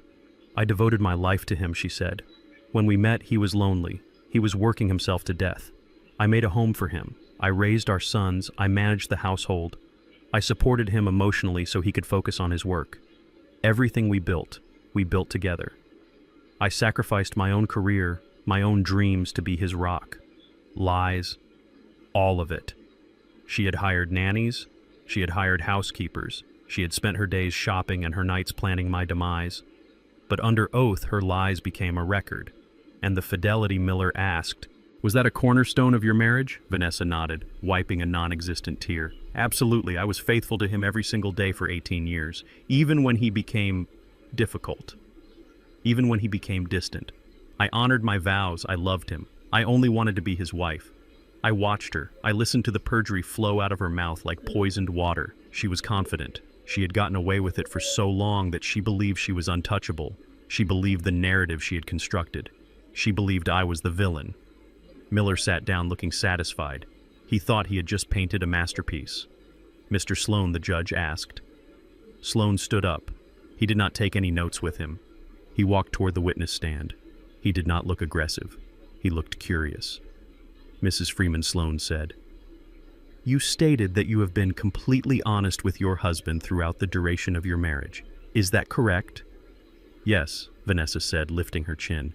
"We had no secrets. And you stated that this marriage, this union with Mr. Freeman, was a partnership built on trust and mutual contribution." "Yes. And you believe that entitles you to half of his life's work." "It is our work," she corrected him sharpish. "And yes, the law is clear." Sloan nodded. He walked back to our table and picked up a single piece of paper. He did not look at it, he just held it. "You mentioned sacrifice, Mrs. Freeman. You mentioned that you gave your youth to Mr. Freeman." "I did," she said. "I was 24 when we married. I gave him the best years of my life." Sloan paused. He looked at the ceiling, then he looked at her. "Mrs. Freeman, before you met Isaiah Freeman, before you became the devoted wife you claimed to be, what was your life like?" Vanessa blinked. "It was normal. I was a student. I was working in retail. I was waiting for my life to begin." "I see," Sloan said. "And in that time before Isaiah, were there any other significant relationships?" Vanessa hesitated, just for a fraction of a second. Her eyes flicked to Miller, then back to Sloan. "No, just boyfriends. Nothing serious." "Nothing serious," Sloan repeated. "So to be clear, and I want to remind you that you are under oath and that perjury is a felony in this state." Miller stood up. "Objection. Counsel is badgering the witness." "Overruled," the judge said, leaning forward. He sensed the shift in the air. Sloan continued, his voice dropping, becoming intimate, deadly. "Mrs. Freeman, have you ever been married to anyone other than Isaiah Freeman?" The courtroom went silent. The air conditioning hummed. I watched Vanessa's throat work as she swallowed. I saw the calculation behind her eyes. She was thinking about Ray. She was thinking about the 18 years of silence. She was thinking about the money she had paid to keep the past buried. She looked at me. I was staring at the table, picking at a loose thread on my jacket, looking like I didn't know what day it was. She decided I was harmless. She decided Ray was bought and paid for. She decided she was safe. "No," Vanessa said clearly. Her voice rang out in the quiet room. "I have never been married to anyone else. Isaiah was my first and only husband." Sloan smiled. It was a terrifying expression. It was the smile of a predator who has just felt the trap snap shut on the prey's leg. He did not produce the marriage certificate from Las Vegas. He did not produce the divorce records that did not exist. He did not produce the deposition from Ray Miller that we had recorded 2 days ago. Not yet. That was for the trial. That was for the destruction phase. Today was just about setting the hook. "Thank you, Mrs. Freeman," Sloan said. "No further questions at this time." Vanessa looked confused. She had expected a fight. She had expected him to bring up her spending or the alleged abuse. She did not understand why he had asked such a simple, irrelevant question. She stepped down from the stand and walked back to her table, smoothing her skirt, shooting a triumphant look at Miller. Miller looked confused too, but he shrugged it off. He stood up. "Your Honor, given the testimony, we ask that you grant the temporary support order immediately. Mrs. Freeman has expenses." The judge looked at Sloan. "Mr. Sloan, do you have any witnesses or evidence to present regarding the temporary order?" Sloan looked at me. I stopped picking at my jacket. I looked up. I locked eyes with Sloan and gave him a nearly imperceptible nod. "Your Honor," Sloan said, "we do have evidence, substantial evidence. However, given the nature of the plaintiff's testimony today, we would like to request a 48-hour continuance to authenticate certain documents that directly contradict the sworn statements we just heard. We believe these documents will fundamentally alter the jurisdiction of this court regarding the division of assets." Miller scoffed. "Delay tactics, Your Honor. The old man is stalling. He just wants to starve her out." The judge looked at Sloan. "Fundamentally alter the jurisdiction. That is a bold claim, Counselor. It is a bold case." "Your Honor," Sloan said. The judge looked at me. I was no longer looking at the table. I was looking at Vanessa. I dropped the act. I straightened my spine. I lifted my chin. The tremor in my hand vanished. The confusion in my eyes evaporated, replaced by the cold, hard stare of a structural engineer who has identified the critical failure point in a building.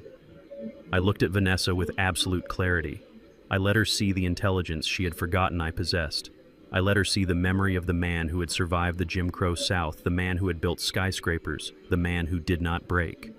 Her eyes widened. She froze. She saw the change. She saw the wolf shed the sheepskin. The blood drained from her face. She grabbed Miller's arm, her fingernails digging into his expensive suit. "Miller," she whispered, her voice carrying in the silent room. "Why is he looking at me like that?" The judge banged his gavel. "Recess," he declared. "We will reconvene in 48 hours. Mr. Sloan, you better have something good." "We do, Your Honor," Sloan said. I stood up. I did not use the cane. I picked it up and held it like a weapon. I buttoned my jacket. Miller was packing his briefcase, looking annoyed. Vanessa was staring at me, paralyzed by a sudden primal fear. She knew. Deep down in her gut, she knew she had missed something. She knew the check she had just written with her mouth was about to bounce. I walked past their table. I did not stop. But as I passed, I leaned in close to Vanessa. "You should have looked at page 3, I whispered. "What?" she gasped. "The envelope," I said. "The one I gave Miller." "You never opened it, did you? You were so arrogant you thought you didn't need to read my warning." Miller looked up. "What are you talking about?" "Ask your client about Las Vegas, Miller," I said to him. "Ask her about the year 2002, and ask her why she thinks she is entitled to half my money when she is still legally married to Ray Miller." Miller dropped his pen. His mouth fell open. He looked at Vanessa. Vanessa made a sound like a dying animal, a whimper of pure terror. I walked out of the courtroom. The heavy doors swung shut behind me with a sound like a tomb ceiling. I walked down the marble hallway, my footsteps echoing strong and steady. I had them. They were trapped in the amber of their own lies. And in 48 hours I was going to smash it with a hammer. I took out my phone. I dialed Brad. "Is Ray ready?" I asked. "He is ready," Brad said. "He is in the safe house. He is singing like a canary." "Good," I said. "Get the popcorn, Brad. The show is about to start." The doorbell rang at 9 o'clock at night. It was not a polite ring. It was a long, insistent press that demanded attention. I was sitting in my daughter Keisha's living room, the black binder open on my lap, a glass of water on the side table. Brad looked up from his computer monitor, his hand instinctively going to the concealed holster at his waist. I shook my head. We did not need guns for this. We just needed the truth. "Let her in," I said. Brad walked to the door and opened it. Betty stood there. My mother-in-law. She was wearing a fur coat that I had paid for 3 Christmases ago and holding a designer bag that cost more than the first car I ever bought. Her hair was perfectly coiffed, a helmet of gray curls, but her eyes were darting around the room like a trapped animal looking for a vent. She walked in without waiting for an invitation, bringing a gust of cold air and the smell of expensive, desperate perfume with her. She stopped in the middle of the room and looked at me. She did not look at Keisha. She did not look at Brad. She looked only at the man she had been leeching off for nearly 2 decades. "Isaiah," she said, her voice attempting a tone of reasonable authority that cracked around the edges. "We need to stop this. It has gone too far." I closed the binder slowly. I looked at her. I saw the fear behind the makeup. She had heard about the courtroom. She had heard about the question regarding Las Vegas. She knew the walls were closing in, and like a rat on a sinking ship, she was looking for the highest ground. "Sit down, Betty," I said. She did not sit. She stood tall, clutching her bag with white knuckles. "I am not here to socialize," she said. "I am here to offer you a deal. You drop this nonsense about the annulment. You drop the investigation. You give Vanessa the house and $5 million. In exchange, we will let you see the boys. We will not press charges for the assault on Dante. We will let you walk away with your reputation intact." I laughed. It was a dry, rasping sound that hurt my chest. "My reputation?" I asked. "You mean the reputation you and your daughter are currently destroying on Facebook?" Betty took a step forward, her face hardening. "You do not understand, Isaiah. You think you have leverage because of some old paperwork. Please. The court loves a mother, and the court hates an angry, controlling husband. If you do not agree to these terms tonight, by tomorrow morning, the narrative changes." She lowered her voice, turning it into a weapon. "Vanessa is prepared to speak about the abuse, Isaiah. Not just the yelling, the physical abuse, the nights you came home drunk, the bruises she had to hide with makeup. I stared at her. I had never been drunk a day in my life. I had never raised a hand to a woman. I was a man who built shelters, not a man who destroyed them. There were no bruises, Betty, I said quietly, except the ones you painted on her face 2 nights ago. Betty didn't flinch. She smiled, a cruel, thin stretching of her lips. Who are they going to believe, she asked. A beautiful crying mother of 2, or a 75-year-old man with a history of heart trouble and a sudden violent streak? We will ruin you, Isaiah. We will make sure you die alone in a cell branded a monster. The church will turn its back on you. Your business partners will drop you. You will have nothing. I looked at Brad. He was standing by the television, the remote in his hand. He looked at me, waiting for the signal. I looked back at Betty. I looked at the woman who had sat at my Thanksgiving table for 18 years. I looked at the woman who had held my hand at my first wife funeral, pretending to comfort me while calculating my net worth. You are right, Betty, I said. The truth matters, but you have the wrong truth. I nodded at Brad. Brad pointed the remote at the large flat-screen television on the wall. The screen flickered to life. It was not a camera feed from my house this time. It was a recording. Grainy, low-light footage time-stamped 3 weeks ago. The scene was a basement. Smoke hung heavy in the air.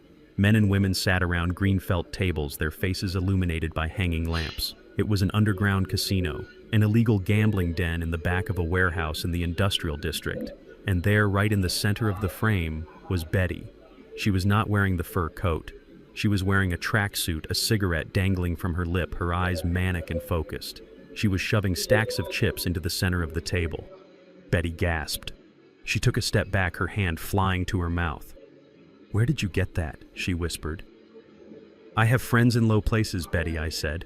Friends I made before I had money. Friends who know who walks through their doors. On the screen, the dealer turned a card.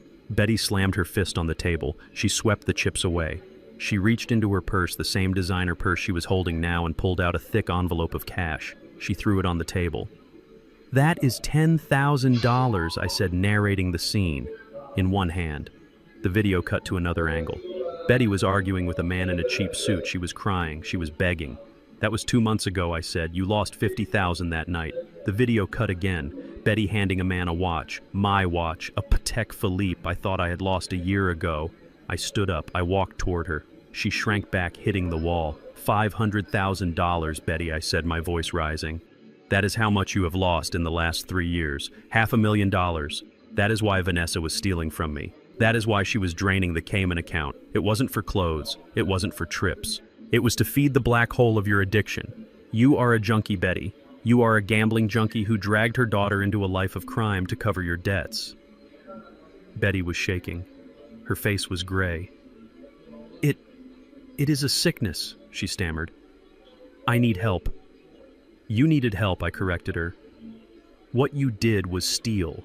That money belonged to Structural Dynamics. It belonged to the IRS. It belonged to me. You laundered stolen funds through an illegal casino.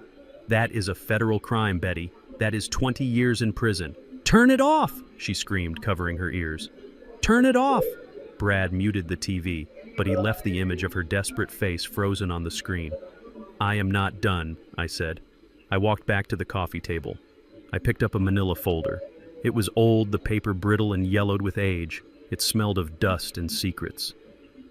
The gambling is bad, Betty, I said. But we can almost understand greed. We can almost understand addiction. But this, I held up the folder. This is something else entirely. Betty looked at the folder. She didn't recognize it.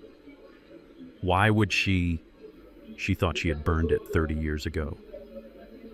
What is that? She whispered.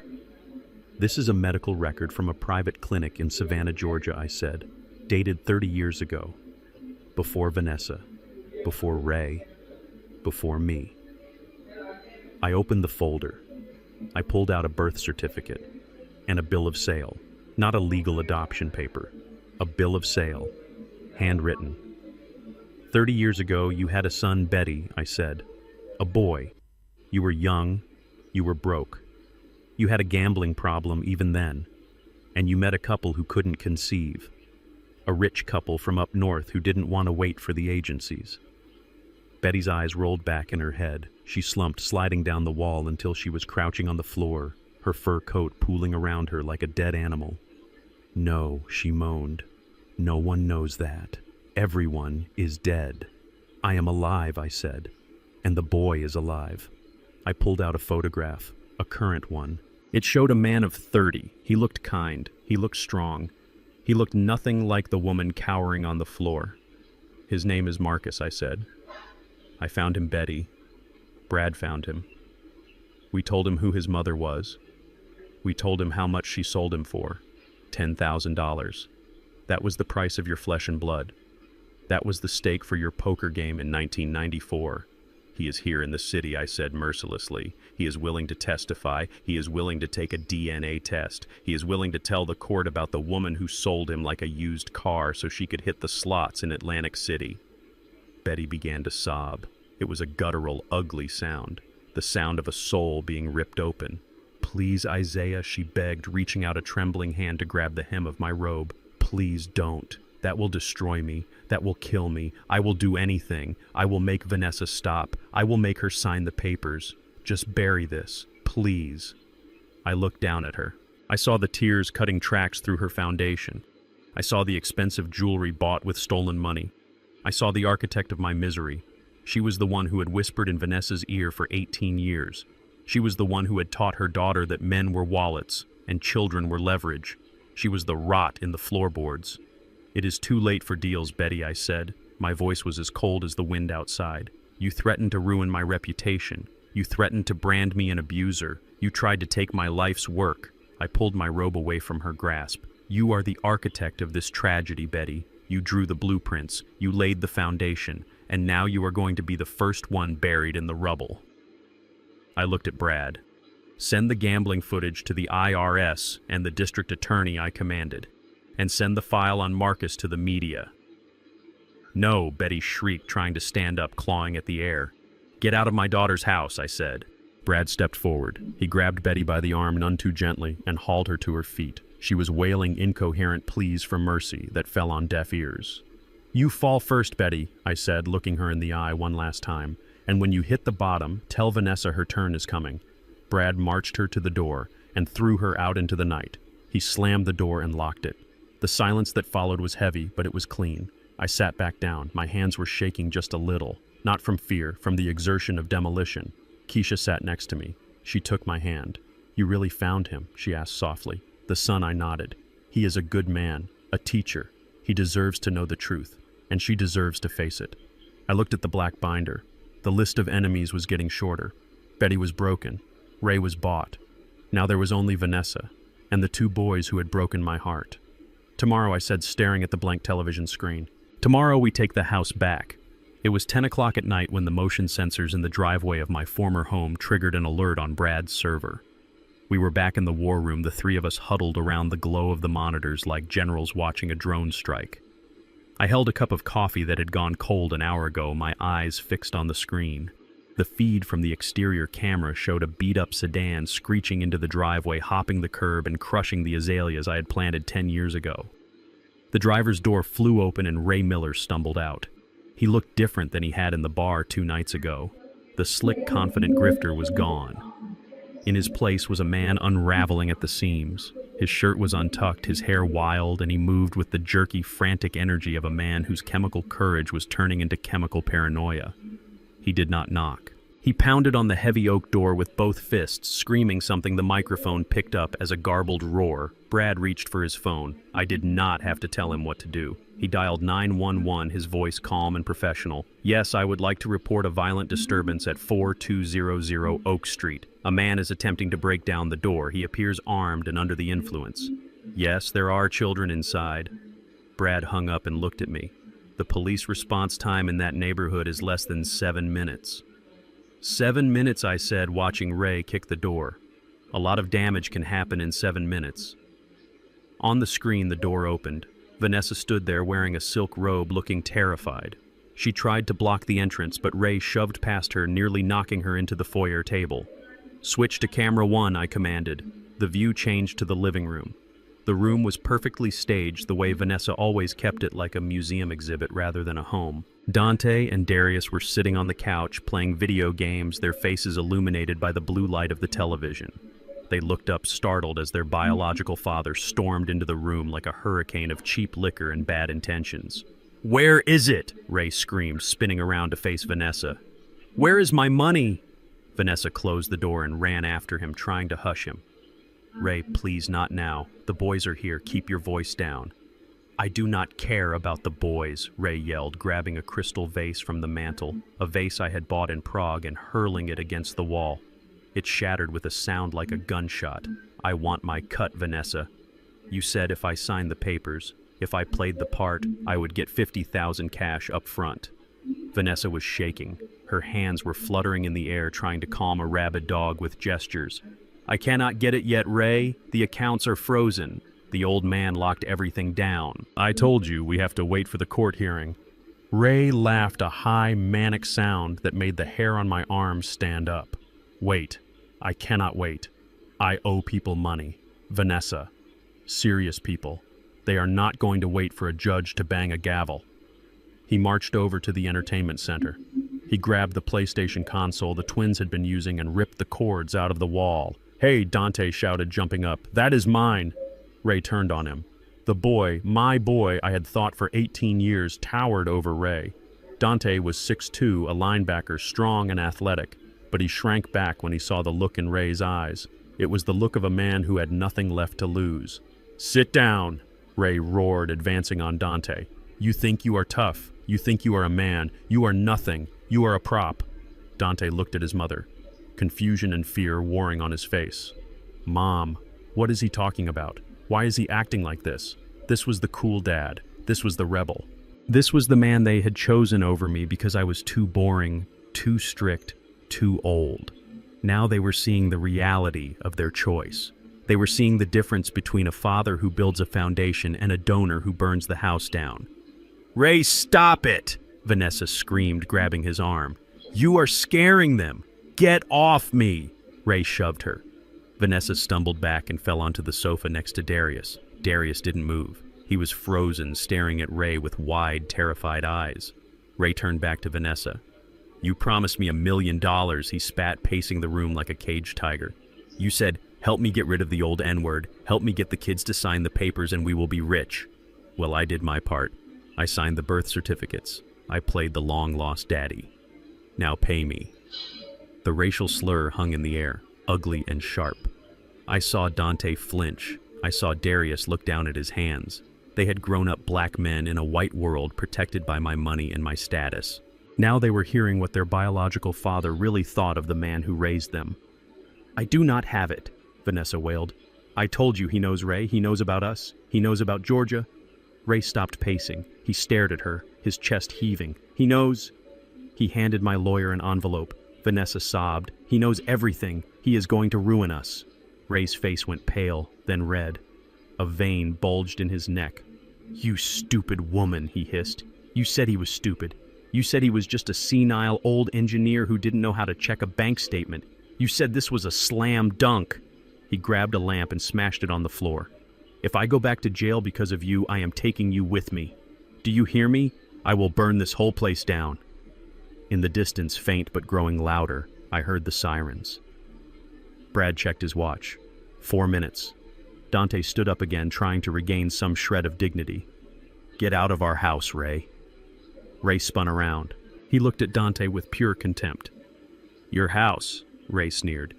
"This ain't your house, boy. This is the old man's house. You don't own a brick of this place. And you don't own me. You think I came back because I missed you. You think I care about your football games or your grades?" Ray walked right up to Dante and poked him hard in the chest. "I came back because your mother told me you were worth $1 million apiece in child support and inheritance. You are just a paycheck kid. A paycheck that is bouncing." Dante looked like he had been punched. The illusion of the cool, loving biological father evaporated in seconds, replaced by the stench of greed and stale whiskey. "Mom," Dante whispered, looking at Vanessa. "Is that true?" Vanessa didn't answer. She just wept, curling into a ball on the sofa. The sirens were loud now, right outside the house. Blue and red lights flashed through the front window, washing the room in the same chaotic colors that had illuminated my eviction 2 nights ago. Ray looked at the window. Panic replaced the rage. "You called the cops," he shouted at Vanessa. "You set me up, I didn't," Vanessa cried. I swear, Ray didn't believe her. He looked around for a weapon. He grabbed a heavy bronze statue from the side table. The front door burst open. I watched on the screen as 3 police officers swarmed into the hallway, guns drawn. "Police, drop the weapon. Get on the ground." Ray hesitated. For a second, I thought he was going to charge them. I thought he was going to force them to shoot him right there in my living room in front of the boys. "Drop it," the lead officer screamed. Ray dropped the statue. It hit the floor with a heavy thud, denting the hardwood I had installed myself. He raised his hands, his face twisting into a mask of pathetic fear. "Don't shoot," he yelled. "I am unarmed. Get on your knees. Hands behind your head." 2 officers moved in, forcing Ray to the ground. They cuffed him roughly. His face pressed against the floorboards. Vanessa stood up, wiping her face, trying to compose herself, trying to salvage the situation. "Officers, thank God you are here. This man," he broke in. "He is crazy. I don't know him. He—" "Liar," Ray screamed from the floor, struggling against the cuffs. "She is lying. She knows me. I am her husband." The officers paused. One of them looked at Vanessa. "Ma'am, he is delusional." Vanessa shrieked, her voice cracking. "He is a stalker. I am the father of those kids." Ray yelled, desperate to hurt her as much as she had hurt him. "Ask them. Ask the twins. And ask her about the money. She promised me $1 million of that old black man's money if I helped her act. She hired me. It is a conspiracy. She is trying to steal his estate." The room went silent. The police officer looked at Ray, then at Vanessa, then at the twins. Dante and Darius were staring at their mother. They looked at the woman who had told them I was a monster. They looked at the woman who had told them Ray was a hero, and they saw the truth written in her terrified eyes. "Is that true?" the officer asked Ray. "You were saying this was a setup." "Check her phone," Ray shouted. "Check her texts. It is all there. The plan. The fake abuse. The doctor she tried to bribe. I will tell you everything. Just get me a deal. She is the mastermind. I am just the pawn." Vanessa lunged at him, her nails aiming for his eyes. "Shut up, Ray. Shut up." An officer grabbed Vanessa, restraining her. "Ma'am, step back. You are arresting the wrong person," Vanessa screamed, struggling against the officer's grip. "He is a junkie. You cannot believe him." "We will sort it out at the station," the officer said. He spoke into his radio. "Dispatch. We have 1 subject in custody, possible domestic dispute. We are going to need a transport, and send a detective. We have allegations of conspiracy and fraud." Brad tapped the keyboard. He saved the video file. He synced the audio from the hidden microphones. "We got it," Brad said quietly. "We got the confession. We got the motive. We got the betrayal." I watched the screen. Ray was being hauled to his feet, still shouting accusations. Vanessa was hyperventilating, realizing that her house of cards had not just fallen, it had caught fire. And in the middle of the chaos stood Dante and Darius. They were not moving. They were not speaking. They looked lost. They looked like 2 little boys who had woken up in a nightmare and realized the monsters were their own parents. Dante looked at the camera. He didn't know it was there, hidden behind the vent, but he looked right at it. His eyes were filled with tears. He looked around the room, searching for safety, searching for stability. He looked at the empty chair at the head of the dining table, visible through the archway. My chair. He realized finally that the only person who had ever truly protected him, the only person who had ever truly loved him without conditions, was the man he had shoved to the floor 2 nights ago. I watched my son, no, not my son, Ray's son, crumble. He sat down on the floor, put his head in his hands, and began to sob. I reached out and touched the screen. I felt a pang of pity, sharp and deep, but I pushed it away. Pity was dangerous. Pity was what got me into this mess 18 years ago. "You see that?" I said to Brad, pointing at the weeping boy. "I see it, Zeke. That is the sound of a lesson being learned," I said. "It is a hard lesson, but it is the only one that sticks." I stood up and turned away from the monitors. "Send the footage to the district attorney," I said, "and send a copy to Miller Vanessa's lawyer. Tell him I hope he got a retainer up front because his client is about to have her assets seized by the federal government." "We are done here tonight," I said. I walked out of the war room and went to the guest bedroom. I lay down on the bed, staring at the ceiling. I listened to the silence of the house. It was over. The trap had sprung, the enemy was captured, but as I closed my eyes, I didn't feel triumphant. I just felt tired. And I wondered if a man of 75 could ever really build a home again, or if I was destined to just be the caretaker of the ruins. The guillotine did not fall on a neck. It fell on a tuition ledger. It was Wednesday morning, 48 hours after Ray Miller was dragged out of my house in handcuffs. I sat in Brad's war room sipping black coffee, watching the digital notifications roll in like casualty reports from a distant front line. Transaction declined, St. Jude's Preparatory Academy. Amount $40,000. Transaction declined, Shell gas station. Amount $50. Transaction declined, Starbucks. Amount $12. I had cut the cord. I had severed the financial artery that kept the twins alive in their bubble of privilege. I imagined the scene at the school. The dean of students, a man who shook my hand every Christmas, walking into AP history. The whisper in the ear. The public walk of shame to the administrative office. The polite but firm explanation that until the arrears were cleared, Dante and Darius Miller no longer. Freemen were persona non grata. They would have tried to use their credit cards. They would have tried to buy lunch or gas or a distraction, and they would have heard that beep, that terrible flat electronic tone that tells you that you are no longer a member of the club. I did not feel joy. I felt a grim satisfaction like a surgeon amputating a gangrenous limb. It had to be done to save the body even if the limb was lost forever. By 2 o'clock in the afternoon, the twins were back at the house on Oak Street. They didn't have cars. I had repossessed the leases that morning. They had taken the bus. I watched them on the security feed trudge up the driveway. They looked smaller than they had 2 days ago. Their blazers were unbuttoned, their ties loose. They looked like refugees from a country that no longer existed.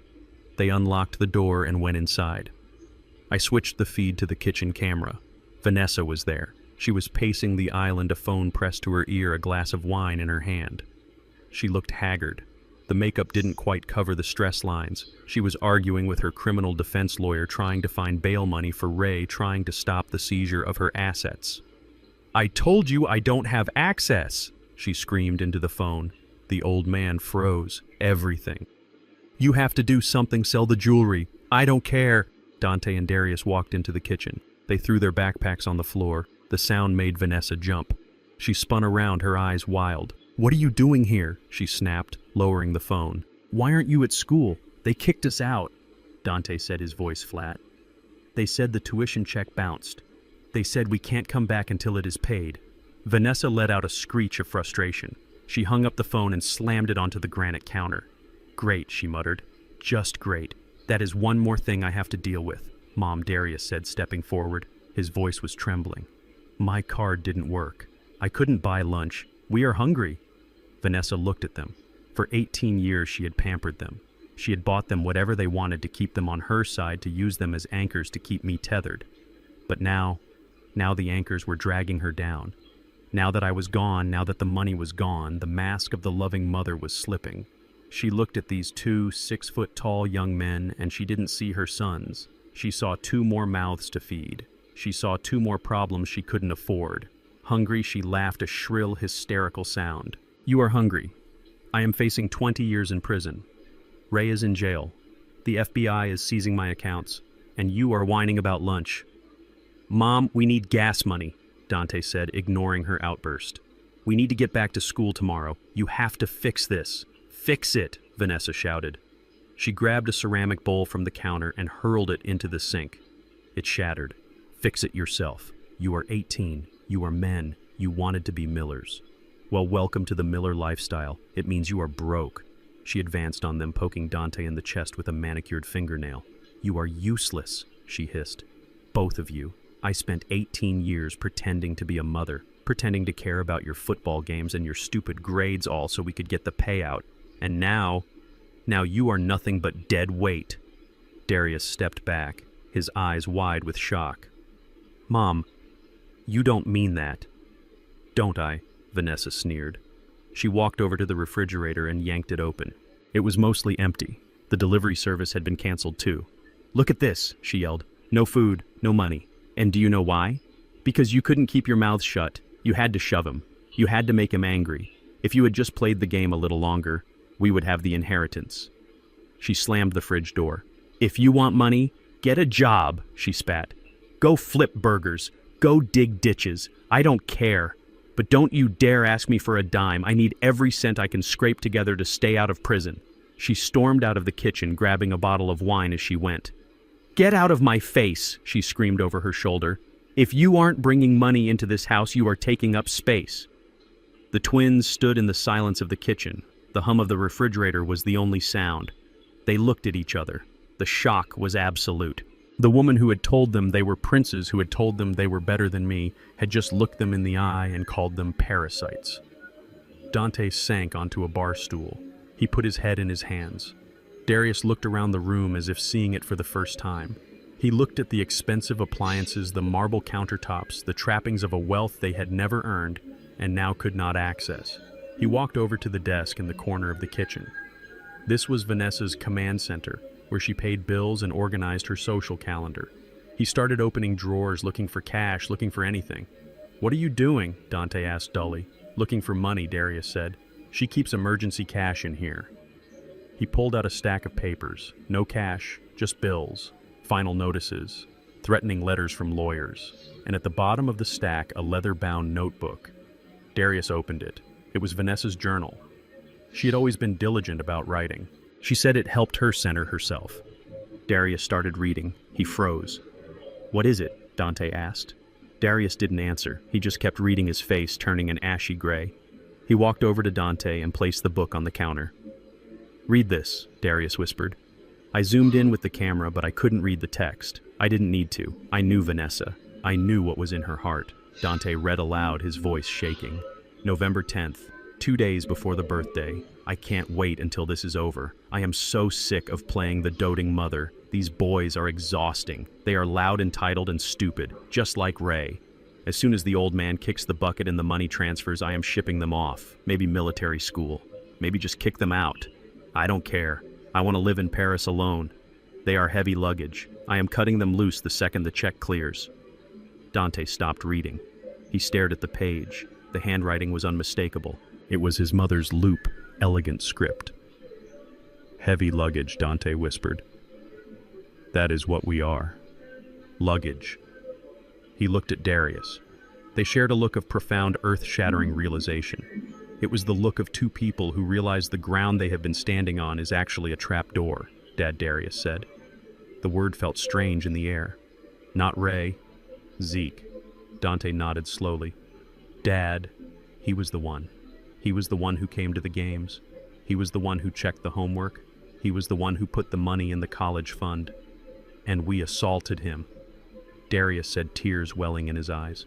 "We disowned him. We chose the people who hate us over the person who loved us."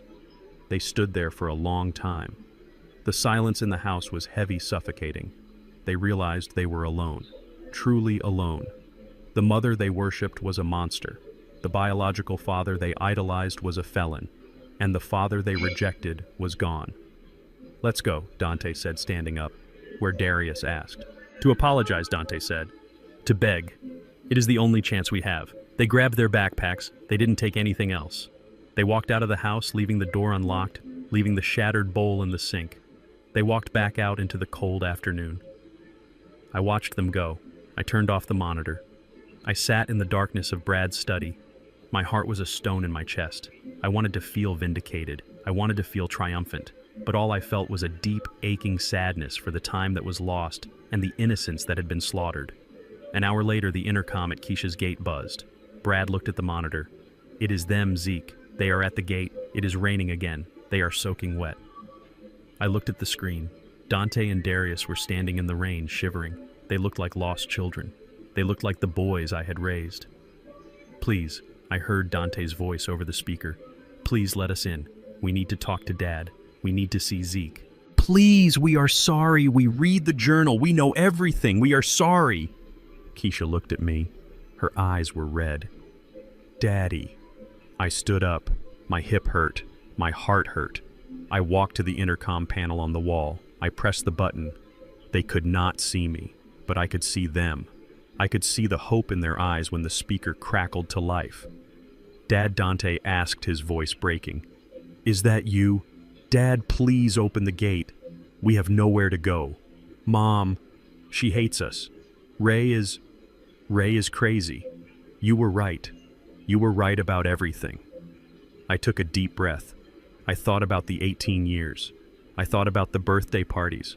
I thought about the pride I felt when they learned to walk. But then I thought about the court papers. I thought about the restraining order.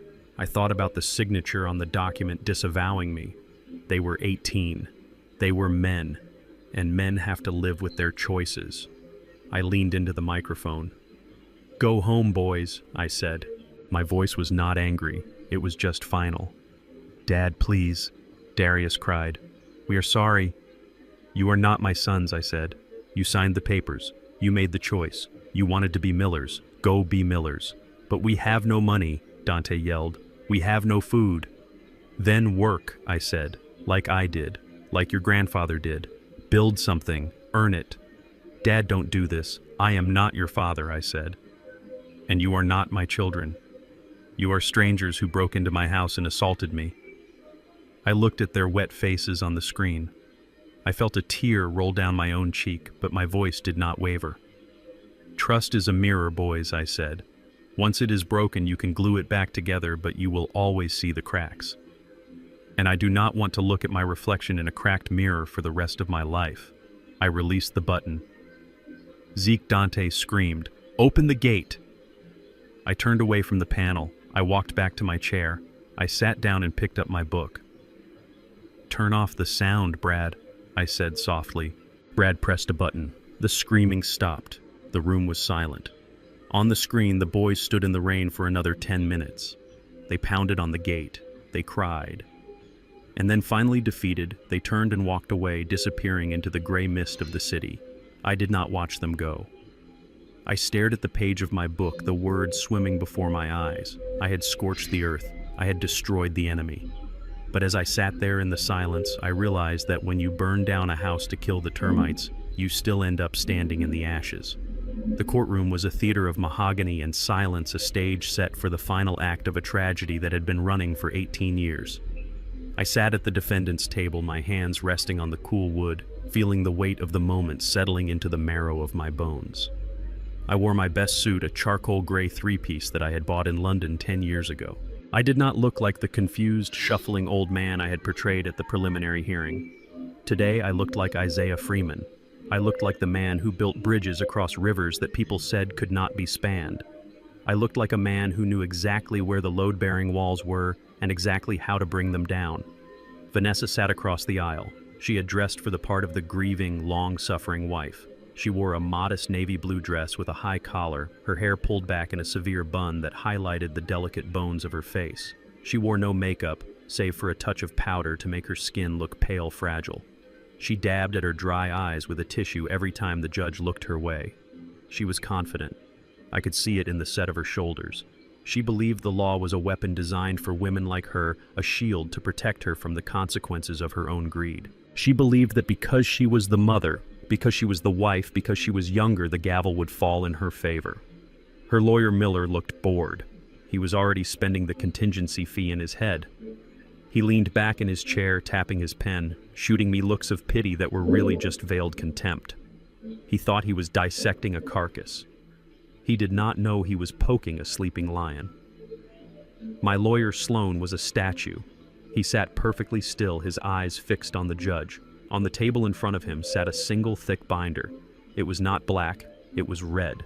The color of warning, the color of blood. "All rise," the bailiff announced, his voice booming off the paneled walls. Judge Harrison entered. He was a stern man with a face carved from granite, a man who had seen every lie a human being could tell. He sat down, adjusted his robes, and looked over his spectacles at the packed courtroom. The gallery was full. Friends of Vanessa. Neighbors who had believed her Facebook posts. A few reporters who smelled a scandal involving a prominent businessman. "We are here for the matter of Freeman versus Freeman," the judge said. "Mr. Miller, you may call your first witness." Miller stood up, buttoning his jacket with a flourish. "The plaintiff calls Vanessa Freeman to the stand." Vanessa walked to the witness box. Her steps were small, hesitant. She looked like a woman walking to the gallows, not realizing she was the executioner. She took the oath. her voice trembling just enough to be convincing. Mrs. Freeman Miller began, his voice soft, almost a whisper. "Tell the court why we are here today. Why are you seeking a divorce and full control of the marital assets?" Vanessa took a deep breath. She looked at me and then quickly looked away as if the sight of me was too painful to bear. "I love my husband," she began, her voice gaining strength. "I have loved him for 18 years. I gave him everything. I gave him my youth. I gave him 2 beautiful sons. I gave him a home. But..." She paused, wiping a tear that had managed to squeeze itself out. "But he has changed. He has become cruel, controlling. The man I married is gone, replaced by someone who hurts me, someone who hurts our children." She looked at the judge, her eyes wide and pleading. "I am not doing this for me. Your Honor, I am doing this for Dante and Darius. They deserve a home where they are not afraid. They deserve security. My husband, he has cut us off. He has left us with nothing. He has locked us out of our own home. I am just asking for what is fair. I am asking for my share of the life we built together." Miller nodded, looking solemn. "And the assets, Mrs. Freeman. The business. The properties. I supported him while he built that company." She lied seamlessly. "I managed the household so he could work. We were partners. Everything he has, we earned together. It is only right that half of it should go to me and the boys. It was a masterful performance. If I did not know the truth, if I did not have the receipts, I might have believed her myself." She painted a picture of a partnership that never existed, of a love that was a transaction from day one. Miller sat down, looking satisfied. He thought he had just secured a $10 million judgment. "Mr. Sloan," the judge asked. Sloan stood up. He did not rush. He walked to the lectern, placing his hands on the sides. He looked at Vanessa. He did not look angry. He looked disappointed. "Mrs. Freeman," Sloan said, his voice level. "You spoke eloquently about the sanctity of your marriage. You spoke about partnership, about trust." "Yes," Vanessa said, lifting her chin. "Trust is everything to me. And you stated under oath in your deposition, and again just now, that Isaiah Freeman was your husband, your partner, the man to whom you pledged your life." "He is my husband," she said sharply. "That is why I am entitled to the assets." Sloan nodded slowly. He picked up a piece of paper from the red binder. "Mrs. Freeman, is it your testimony that when you married Isaiah Freeman 18 years ago, you entered into that union in good faith, that you were legally free and able to marry him?" Vanessa frowned. A flicker of confusion crossed her face. "Of course. I was single. I had never been married before. Isaiah was my first husband." "Your first husband," Sloan repeated. He let the words hang in the air. "And your only husband," Vanessa rolled her eyes. "Yes, obviously." Sloan walked toward the witness stand. He held the piece of paper in his hand, but he kept it close to his chest. "Do you know a man named Ray Miller?" Sloan asked. The air left the room. It was subtle, a shift in pressure that popped the ears. Vanessa froze. Her hand, which had been dabbing her eye, stopped in midair. Her pupils dilated.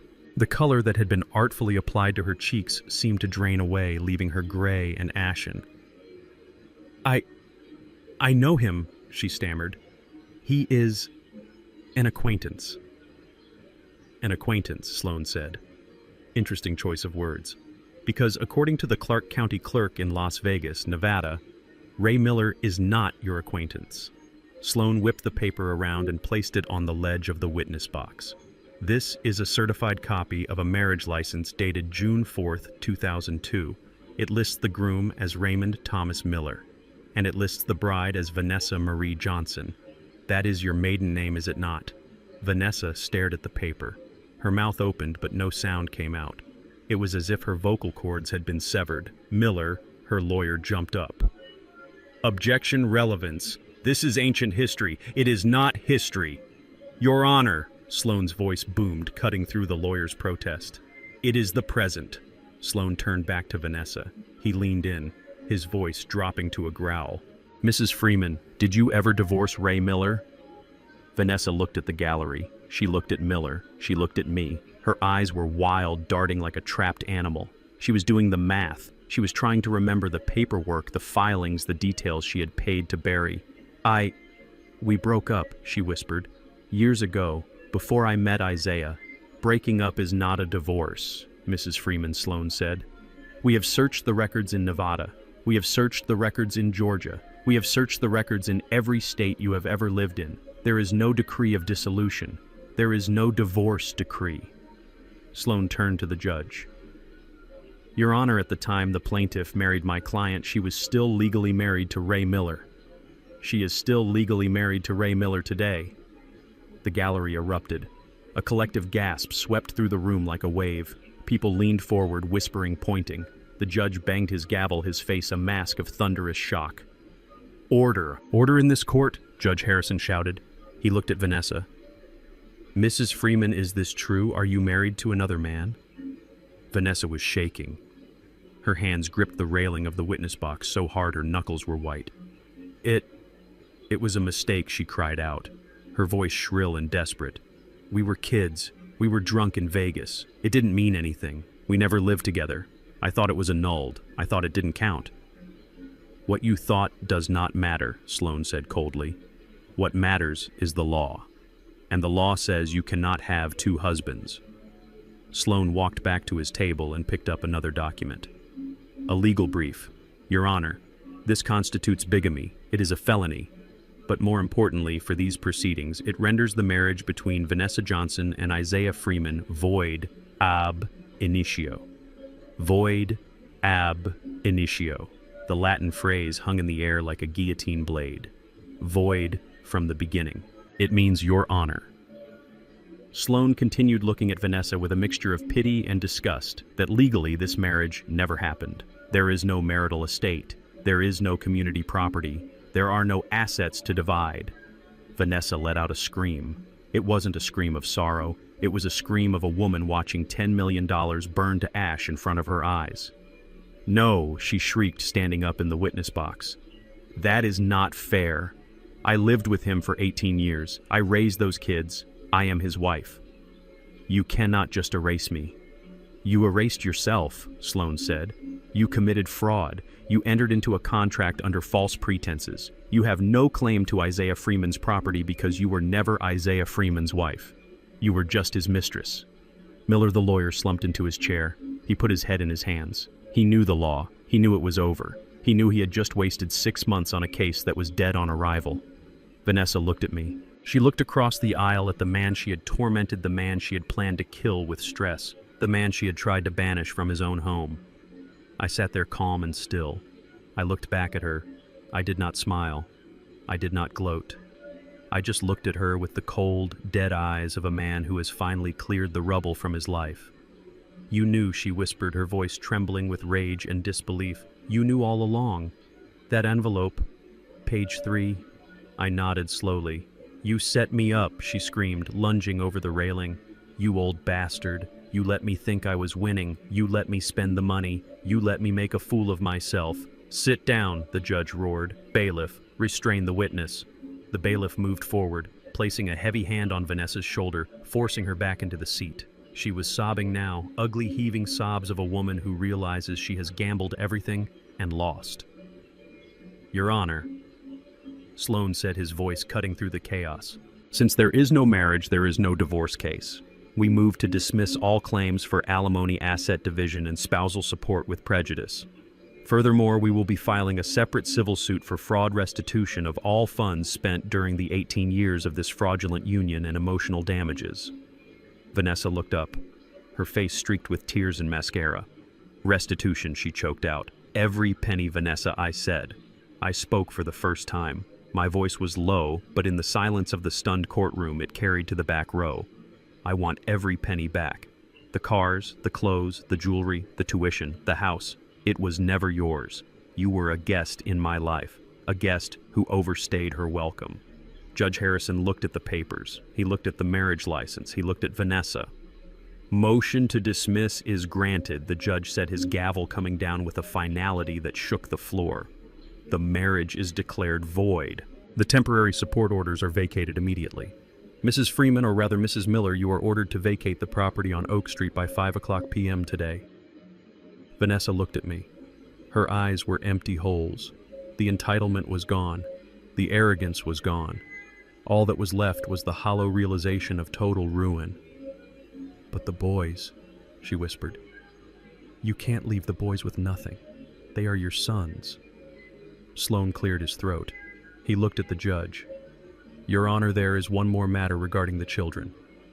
I looked at Vanessa. I saw the flicker of hope in her eyes. She thought she still had one card to play. She thought she could use the twins as leverage. She thought paternity would save her. She didn't know about the second envelope in the red binder. She didn't know about Ray's deposition. She didn't know that the destruction had only just begun. Not today, I whispered to myself. Let her sit with this. Let her sit in the ashes of her marriage for a day before I take the children too. Sloan closed the binder. We will address the matter of paternity in a separate filing, Your Honor. For today, we are done. I stood up. I buttoned my jacket. I picked up my cane. I walked toward the exit.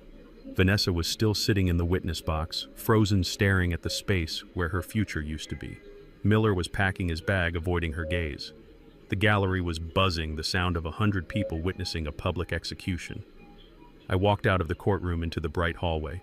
I took a deep breath. The air tasted sweet. It tasted like justice. I checked my phone. There was a message from Brad. Ray is in custody.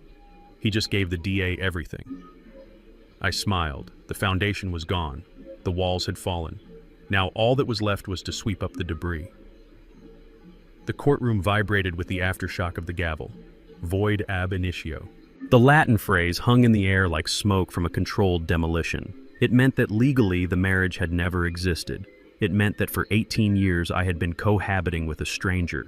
It meant Vanessa had no claim to my house, my pension, or the company I built from the ground up. But the war was not over. Vanessa was cornered, and a cornered animal does not surrender. It attacks the softest target available. I saw her lean in to whisper to Miller. Her face was pale, stripped of the arrogant glow she had worn just an hour ago, but her eyes were hard. She was playing her last card. Miller stood up. He looked tired. He looked like a man who realized his contingency fee had just evaporated, but he had a professional obligation to go down with the ship. Your Honor, Miller said, his voice lacking its previous boom. While the court has ruled on the validity of the marriage, there remains the issue of the children, Dante and Darius Freeman.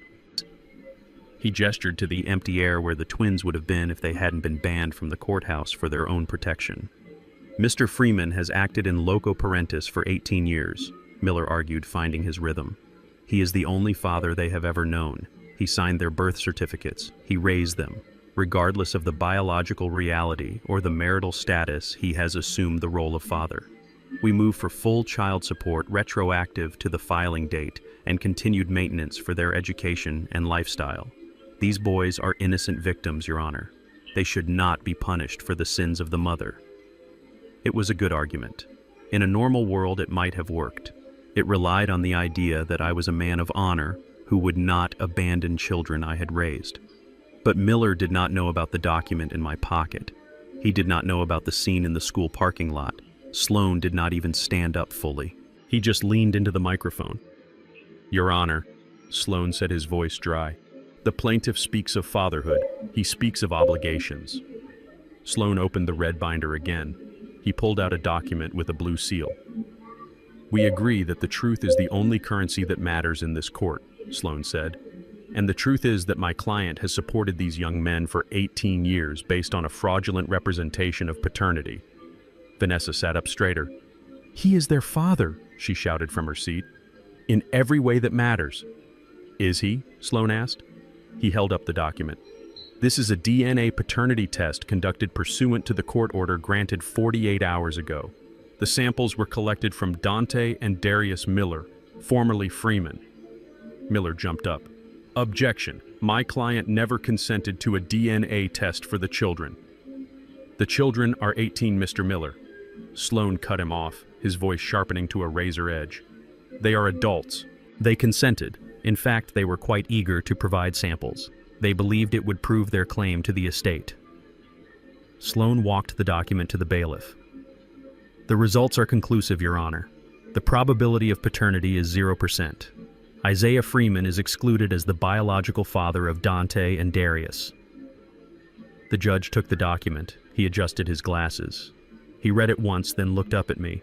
His expression was unreadable, a mask of judicial neutrality cracking under the weight of the deception. Mrs. Freeman, or rather Mrs. Johnson, the judge said, looking at Vanessa. Did you know this?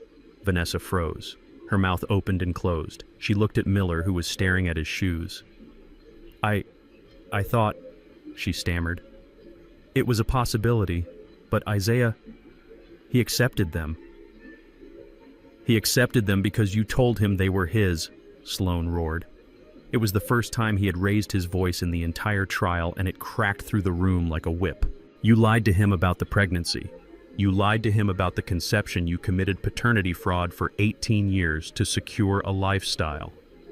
He owes them, Miller squeaked, trying to salvage something. He raised them. He owes them nothing, Sloan said, his voice dropping to a deadly calm. Because the fraud vitiates the consent. He did not agree to raise another man's children. He was tricked into it. And since the marriage is void and there is no biological link, there is no legal obligation. The gravy train has derailed, Mr. Miller. The tracks are gone. Vanessa let out a wail. It wasn't a cry of heartbreak. It was the sound of a vault door slamming shut. It wasn't supposed to be like this. I did it for them. I wanted them to have a good life. Did you? Sloan asked. He walked over to the AV cart. Or did you do it for the payday? I did it because I loved him, she screamed, pointing a shaking finger at me. I loved Isaiah.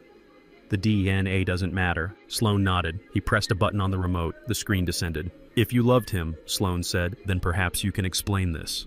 The lights dimmed. The video began to play. It was high definition. The audio was crisp. It showed Ray Miller sitting in a chair in a safe house holding a glass of water. He looked sober. He looked terrified. State your name, my voice said from off camera. Ray Miller. And your relationship to Vanessa Johnson. She is my wife. We married in Vegas in 2002. And the twins, they are my sons, biologically mine. The courtroom gasped, a collective intake of breath that sucked the oxygen out of the room. Vanessa put her hands over her ears, shaking her head violently. Tell us the plan, Ray, my voice commanded on the tape. Ray looked at the camera. He looked like a man confessing his sins before the executioner. Vanessa came to me in 2005, Ray said. I just got out of prison. We were broke. She met this guy, an engineer, older, rich, black. She said he was lonely. She said he wanted a legacy. Ray paused, licking his dry lips. She said if she got pregnant, he would marry her. He wouldn't ask for a prenup. He would be so happy to have heirs he wouldn't ask questions. So, we tried. She got pregnant, with twins. And then... She told him they were his, Ray said. She called it the retirement plan. She said the old man was just a bank account with a heartbeat. She said we just had to wait 18 years. Then she would divorce him, take half the money, and we would all be together. We would be a family again, with his money. The video ended. The screen went black. The silence was absolute. It was the silence of a tomb where the truth had just been exhumed. Judge Harrison looked at Vanessa. His face was twisted in disgust. Mrs. Johnson, he said, this court has seen many things. But this is a level of depravity that shocks the conscience. Vanessa stood up. She was shaking so hard her chair rattled against the floor. Her eyes were wild, darting around the room, looking for an exit, looking for a weapon. He made me do it, she screamed, pointing at the blank screen. Ray made me. I was afraid of him. Lies, Sloan said calmly. We have the emails. We have the journal entries. You were the architect, Vanessa. Ray was just the bricklayer. Vanessa turned to me, her face contorted into a mask of pure, distilled hate. The grieving wife was gone. The mother was gone. Only the predator remained. You knew, she shrieked. She lunged across the aisle. She threw herself over the barrier separating the tables, her hands clawing for my face. You knew all along, you old bastard. You let me play this game. You let me think I was winning. You gaffed me. Bailiffs rushed forward. They grabbed her arms. She kicked and screamed, her designer shoes flying off her hair, coming loose from its severe bun. You tricked me. She yelled, spit flying from her mouth. You watched me. You recorded me. You are the monster. You set me up. Restrain the witness, Judge Harrison shouted, banging his gavel. I stood up. I watched the woman I had slept next to for 18 years being wrestled back by two large men. She was panting, her chest heaving, her eyes locked on mine. I signaled for the bailiffs to wait. I looked at the judge. "May I speak your honor?" I asked. The judge nodded. "Briefly, Mr. Freeman." I walked around the table. I stood in the open space between us. I leaned on my cane, not for support, but to ground myself. I looked into her eyes. I saw the fear, I saw the rage, but mostly I saw the hollowness. "I did not know all along, Vanessa," I said. My voice was quiet, but it carried to every corner of the room.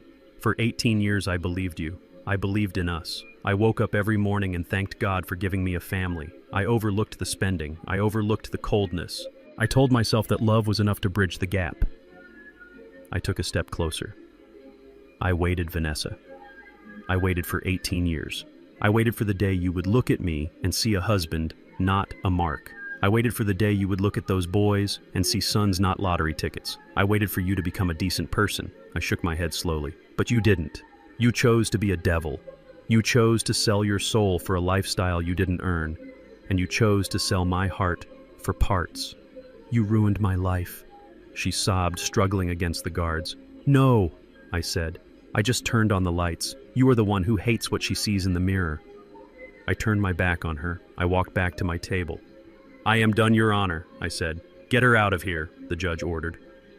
The bailiffs dragged Vanessa out of the courtroom. Her screams echoed down the hallway, a fading siren song of greed and regret. I sat down next to Sloan. He closed the red binder. "It is over, Zeke," he whispered. I looked at the empty witness stand. I looked at the stunned faces in the gallery. I looked at Miller, who was packing his briefcase with the speed of a man fleeing a burning building. It was not over. Not yet. There was still the matter of the house. There was still the matter of the boys. But the foundation was gone. The walls had fallen. The roof had collapsed.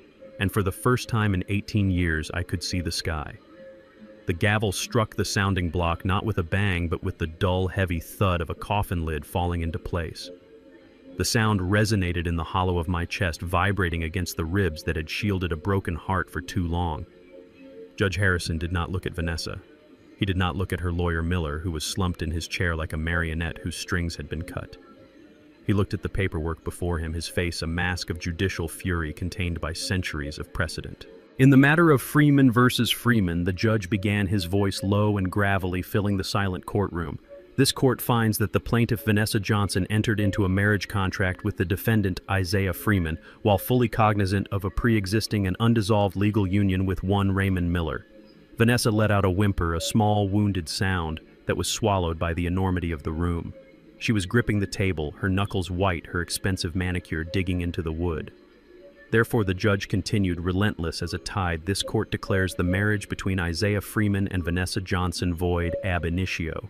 It is a nullity. In the eyes of the law, it never existed. There is no marital estate. There is no community property. There is no spousal support."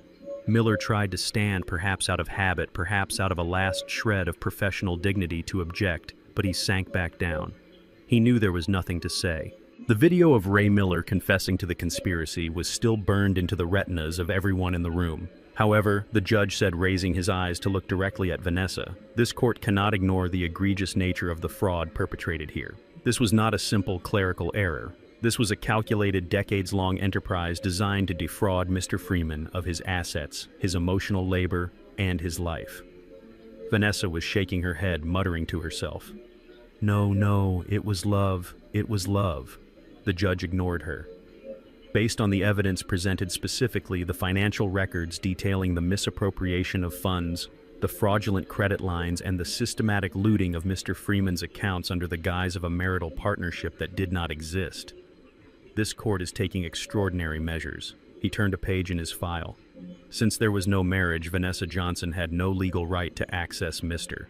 Freeman's funds for her personal benefit, nor for the benefit of her biological children with Mr. Miller. Every dollar spent was theft. Every check written was fraud. Vanessa looked up, her eyes wide with a new kind of terror.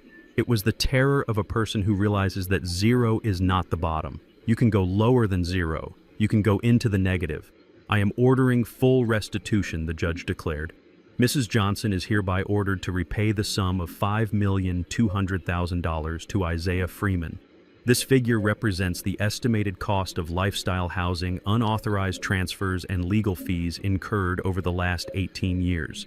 A lien is hereby placed on any and all assets currently held in her name or held in trust for her effective immediately.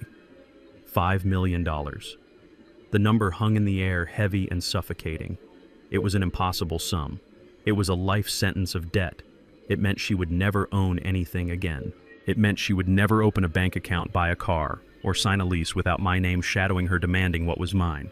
Furthermore, the judge said, his voice dropping an octave, becoming colder, this court is referring this matter to the district attorney office for immediate criminal prosecution. The charges recommended include bigamy, grand larceny, identity theft, and conspiracy to commit fraud. The bailiff moved away from the wall. The doors at the back of the courtroom opened. Vanessa stood up, her chair scraping violently against the floor. "No," she screamed, the sound tearing her throat. "You cannot do this. I am a mother. I have children." The judge banged the gavel again. "Proceed, officers." 2 uniformed officers entered the courtroom. They were not alone. Behind them, flanked by a detective in a cheap suit, walked Betty, my mother-in-law, or rather, the woman who had played that role. She wasn't wearing her fur coat today. She was wearing a tracksuit, her hair messy, her face gray with the ash of defeat. She had been waiting in the hallway, perhaps hoping to testify, perhaps hoping to salvage something. Instead, she had walked right into the net. Mom Vanessa gasped. Betty looked at her daughter. She didn't offer comfort. She looked at Vanessa with the eyes of a drowning woman looking for a buoy. "They know, Vanessa," Betty croaked. "They know about the gambling. They know about the adoption agency in Georgia. They know everything." The officers moved efficiently. They were not gentle. They did not care about the designer clothes or the social standing these women thought they possessed. One officer grabbed Vanessa's wrist, twisting it behind her back. The click of the handcuffs was loud, mechanical, and final. It was the sound of a steel door slamming shut. "Ow, you are hurting me," Vanessa shrieked. She looked at me. Her eyes were wild, her mascara running in black rivers down her pale cheeks. "Isaiah," she screamed, "Isaiah. Please, tell them to stop. I spent 18 years with you. I cooked your meals. I warmed your bed. Does that mean nothing?" I looked at her. I sat comfortably in my chair, my hands resting on the head of my cane. I looked at the woman who had planned to stop my heart with stress. I looked at the woman who had taught another man's sons to hate me. "It means nothing, Vanessa," I said softly, though I knew she couldn't hear me over her own screaming. It was a transaction, and the check bounced. The other officer handcuffed Betty. The older woman didn't scream. She just slumped her legs, giving out, forcing the officer to hold her up. She looked at me, and for a second, our eyes met. I saw the recognition of total defeat. She had played the game for 40 years, selling babies, running cons, gambling with other people's money, and she had finally bet against the house and lost. As they dragged Vanessa toward the aisle, she began to thrash. She was losing control, her dignity evaporating like steam. "Dante Darius," she yelled, looking toward the back of the courtroom. "Help me! Tell them we are a family." I turned in my seat. I hadn't realized they were there. I had thought they were banned, but they must have slipped in during the chaos, sitting in the back row, hidden by the crowd. Dante and Darius, my boys. No Ray's boys. They were sitting side by side, dressed in jeans and hoodies, looking small and young. They watched their mother being manhandled by the police. They watched her face contorted in an ugly mask of greed and fear. They heard the judge call her a thief and a fraud. They looked at her, and then they looked at me. I met their gaze. I didn't look away. I let them see the man they had rejected. I let them see the stability, the strength, the honor they had traded for a lie. Dante looked at his mother, who was now being dragged past him, screaming his name. "Boys, don't let them take me." Dante turned his head. He looked at the wall. He couldn't watch. He couldn't claim her. The shame radiating off him was palpable, a physical heat. Darius put his head in his hands, his shoulders shaking. They turned away from the woman who had created them, and in doing so, they acknowledged the monster she was. They did not look at me again.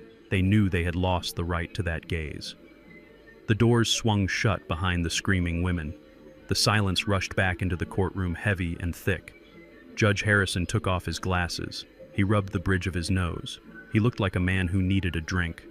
"Court is adjourned," he muttered. Miller, Vanessa's lawyer, stood up.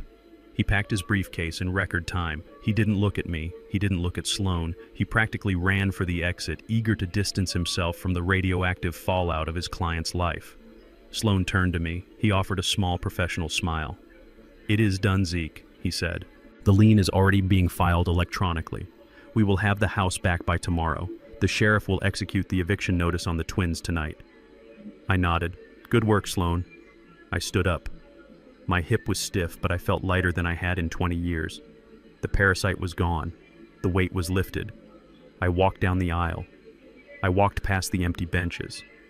I walked past the spot where Dante and Darius were still sitting, frozen in their misery. I stopped for a brief second. I could hear Darius sniffing.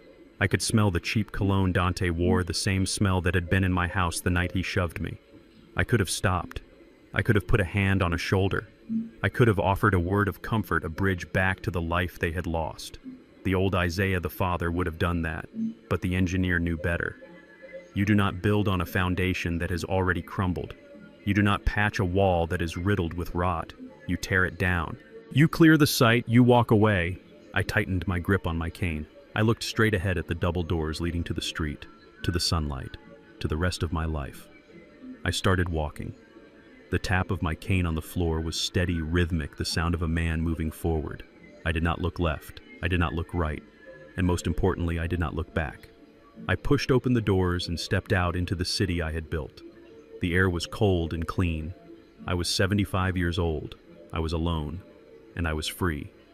The morning sun sat low over the water, painting the surface of the lake in ripples of burnt orange and gold. It was quiet here. The only sounds were the rhythmic lap of the water against the dock and the occasional cry of a heron taking flight from the reeds. I sat in a folding chair at the end of the pier, a fishing rod in my hand, the line disappearing into the dark, cool depths. I wasn't really fishing. I didn't care if I caught anything. I was just breathing. For the first time in 18 years, I was breathing air that wasn't recycled through a ventilation system of lies. It had been a month since the gavel fell. A month since Vanessa was led away in handcuffs, screaming my name like a curse. A month since the house on Oak Street was put on the market, emptied of its ghosts. I was staying in the guest cottage on Keisha's property, a small, sturdy structure built of cedar and stone. It was simple. It was honest. It suited me. I heard the gravel crunch on the driveway long before I saw them. I didn't turn around. I knew who it was. I had been expecting this visit. It was the final loose thread, the last piece of debris that needed to be cleared before the site could be declared safe. Footsteps on the wooden planks of the dock. Hesitant. Heavy. The footsteps of men who were used to walking with swagger but were now learning to walk with shame. I kept my eyes on the bobber floating on the water. Dad, the voice was Dante's, It was smaller than I remembered. Thinner. I slowly reeled in the line. I set the rod down against the railing. I turned my chair around. They stood there, Dante and Darius. My sons. No Ray's sons. They looked like wrecks. Their designer clothes were gone, replaced by cheap denim and flannel that didn't fit quite right. They had lost weight. Their faces were gaunt, the baby fat of privilege melted away by 30 days of reality. They looked tired. They looked hungry, but mostly they looked like Ray. I saw it now clear as day. The set of the eyes, the weak curve of the mouth, the way they stood shifting their weight looking for an angle. It was biology screaming its truth. But layered over that biology were 18 years of my memories. I saw the scar on Darius's chin from when he fell off his bike. I saw the way Dante held his hands, a habit he picked up from watching me work. It was a cruel mosaic, a picture made of two irreconcilable halves. We didn't think you would see us, Darius said, his voice cracking. Aunt Keisha said we shouldn't come, but we had to. I looked at them. I didn't offer them a seat. I didn't offer them a drink. I just looked. What do you want? I asked. My voice was not angry. It was just tired. We want to come home, Dante said. He dropped to his knees on the hard wood of the dock. It was a theatrical gesture, something he must have seen in a movie or learned from his mother. Darius followed suit, kneeling beside his brother. We are sorry, Dad, Dante sobbed. We were stupid. We were brainwashed. Mom, she told us lies. She made us hate you. But we know now. We know she was the monster. Please, Dad. Darius pleaded, tears streaming down his face. Take us back. We don't have anywhere to go. We are sleeping in a shelter.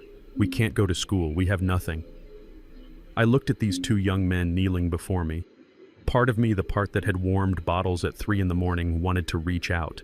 Wanted to pull them up, hug them, tell them it was going to be okay, that I could fix it. I had the money, I could write a check and make the pain go away.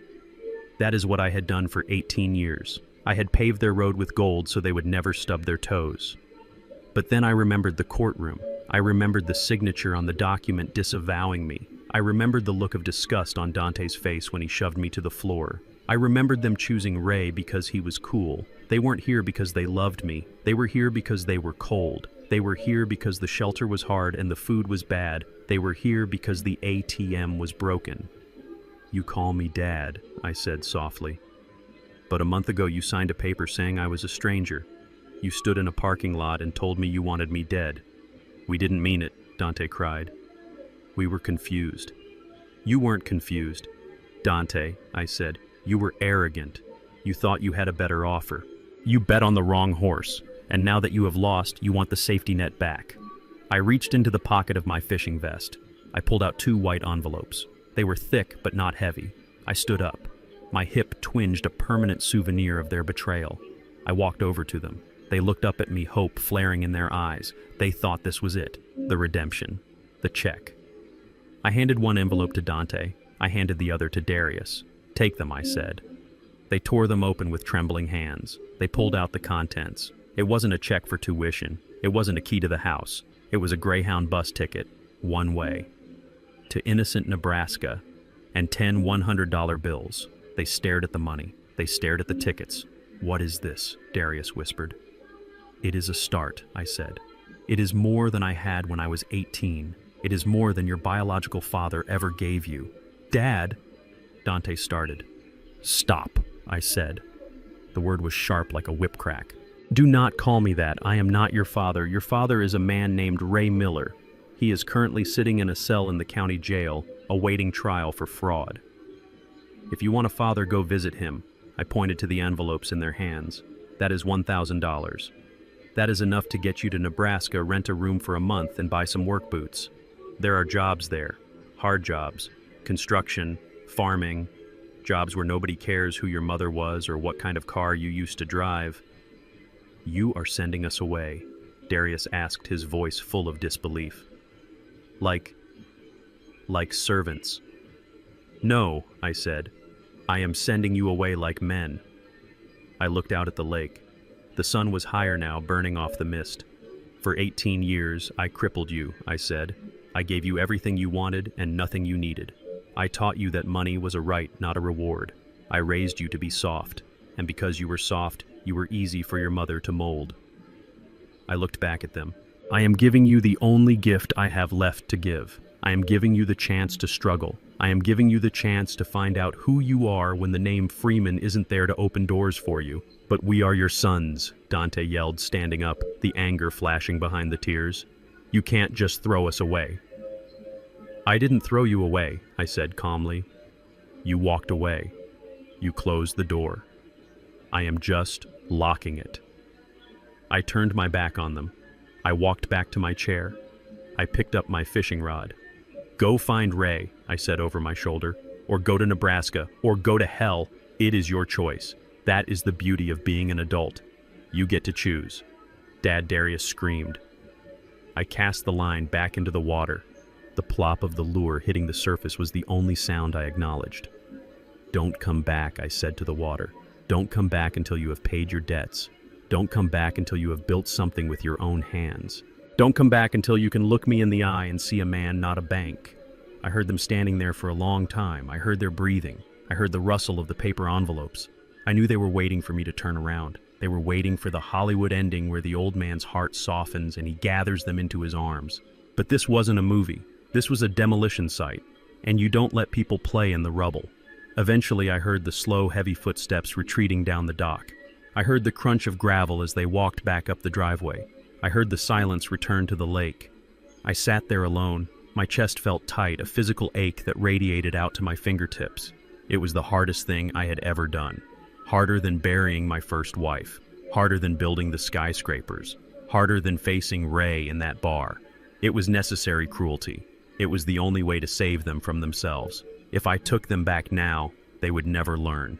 They would just learn that betrayal carries no cost. They would become Ray. They would become Vanessa. I had to break them to fix them. Or maybe they were just broken and I was just finally accepting that I couldn't put the pieces back together. I watched the bobber dance on the water. A fish was nibbling at the bait. I didn't reel it in. I just watched it. I was alone. I had no wife. I had no sons. I had a daughter who loved me, a son-in-law who respected me, and a fortune I had protected from the wolves. It was enough. It had to be enough. I took a deep breath of the clean, cold air. I was Isaiah Freeman. And I was finally, truly free. The for sale sign in the front yard of the house on Oak Street did not stay up for long. In this market, a custom-built colonial with a structural integrity rating of 100% is a rare find. I sold it to a young couple, a doctor and a teacher, who looked at the high ceilings and the crown molding and saw a future.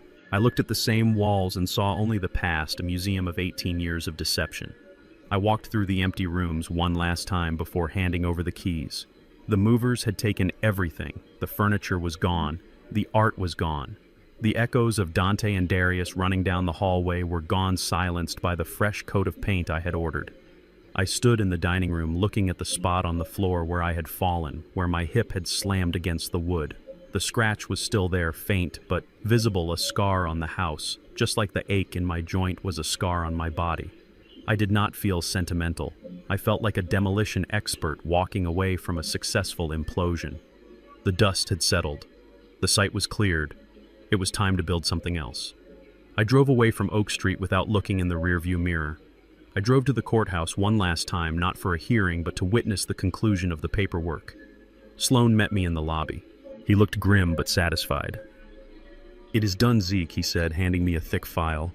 "The judgment is finalized, the liens are perfected, and the sentencing hearings are concluded." I opened the file, I read the numbers, I read the years. Vanessa Johnson, formerly Freeman, sentenced to 15 years in a federal penitentiary. The charges were a laundry list of greed wire fraud, bank fraud, identity theft, and bigamy. The judge had shown no mercy. He saw her not as a mother who made a mistake, but as a predator who had hunted a senior citizen for sport. Sloan told me about her final moments in court. She didn't scream this time. She didn't cry. She just sat there stunned, wearing the orange jumpsuit that stripped her of all her pretenses. The expensive makeup was gone, revealing the age she had tried so hard to hide. The designer clothes were gone, replaced by the uniform of the state.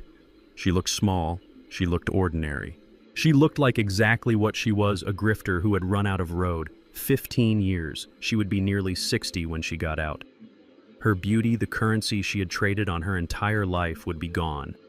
Her sons would be men in their 30s. The world would have moved on without her. She would rot in a cell, surrounded by women who didn't care about her social standing or her plans for Paris. She would have a lot of time to think about the $3 million she stole and the man she underestimated. Betty didn't even make it to trial. My mother-in-law, the architect of my misery, the woman who had taught her daughter how to paint bruises and fake tears, died 3 days after her arrest. Brad told me the news. She was in the detention center holding cell, waiting for her arraignment. Her lawyer had just delivered the news that Vanessa was facing a 15-year minimum and that the evidence against Betty herself, the gambling, the baby selling, was irrefutable. She had a massive stroke. Her heart, which I had assumed was made of coal, finally gave out under the pressure of her own schemes. She collapsed on the concrete floor of the cell, surrounded by strangers. I did not go to the morgue. I did not send flowers. I did not pay for the funeral. Vanessa was in custody and couldn't arrange it. The twins were destitute and couldn't afford it. Betty was buried by the state in a pauper's grave, a final poetic indignity for a woman who had spent her life chasing luxury at any cost. She died as she lived, gambling with stakes she couldn't cover. And Ray Miller, the biological father, the cool dad. He didn't last 6 months. Prison is a hard place for a man who talks too much and owes too much. Ray had gambling debts on the outside, and it turns out debts follow you inside the walls. Brad heard it from his contacts. Ray had tried to run a hustle in the yard, tried to play the big man. He offended the wrong people. He was found in the showers with a shiv in his ribs. He died alone on a wet tile floor, bleeding out before the guards even noticed. The 3 people who had conspired to destroy me were gone, dead or buried in concrete boxes. The threat was neutralized. The enemy was liquidated. But there was still the matter of the collateral damage, Dante and Darius. I saw them a week after I sold the house. I was driving my Cadillac through the industrial district, heading to the steel yard to check on a materials order for a friend. It was raining a cold gray drizzle that turned the city into a monochrome photograph. I saw them at a bus stop near a construction site. They were wearing neon yellow vests and hard hats that looked too big for them. Their boots were covered in mud. They were eating sandwiches out of plastic bags, huddled under the shelter of the bus stop, shivering. I pulled the car over. I rolled down the window just an inch. I watched them. They looked exhausted. Their faces were thin, the soft edges of privilege honed away by hard labor. Dante had a bruise on his cheek, probably from a piece of rebar or a clumsy swing of a hammer. Darius was rubbing his lower back, a gesture I knew well. They were working. They were digging ditches or hauling concrete.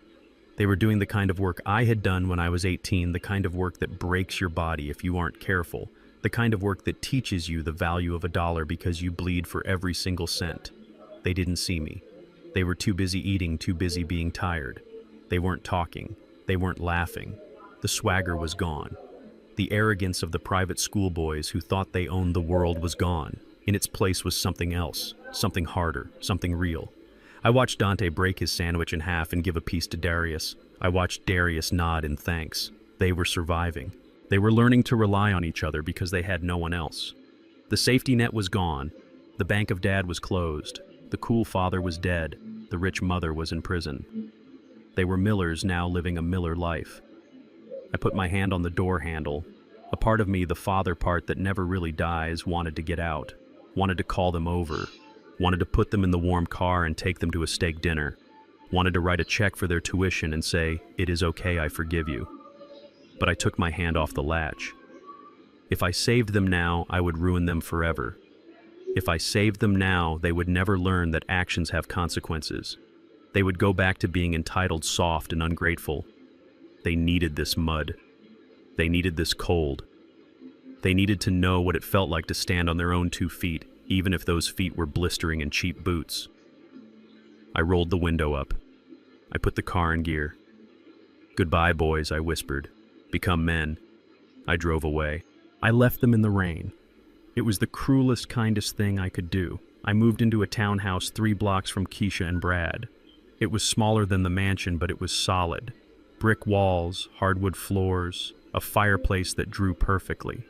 It was a home, not a stage set.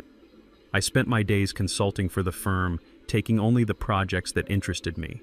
I spent my evenings having dinner with my daughter and her husband. I watched my grandson play in the yard. I taught him how to hold a hammer. I taught him how to measure twice and cut once. And I did one more thing. I took the money I had recovered from Vanessa, the millions she had tried to steal, the assets the court had seized and returned to me, and I started a foundation, the Isaiah Freeman Scholarship Fund. It was not for my family. It was for kids like I used to be. Black kids from the South Side. Kids with calloused hands and bright minds who wanted to be engineers, architects, and builders. Kids who knew the value of hard work but didn't have the means to get the education they deserved. Every year I selected 10 students. I paid their full tuition. I paid for their books. I paid for their housing. I gave them the start that I had given Dante and Darius. But these kids didn't take it for granted. They looked at me with hunger and gratitude, not entitlement. I met with them once a month. I mentored them. I told them stories about the bridges I built and the mistakes I made. I told them about structural integrity. One afternoon, 5 years after the trial, I was sitting on my porch reading a letter from one of my scholars. He had just graduated top of his class from Georgia Tech. He thanked me for saving his life. He called me a father figure. I put the letter down and looked at the sunset. I was 80 years old. My hips still hurt when it rained. I was alone in the sense that I had no wife, but I was not lonely. I had purged the rot from my life. I had torn down the condemned structure that was my marriage. And on the empty lot, I had planted a garden.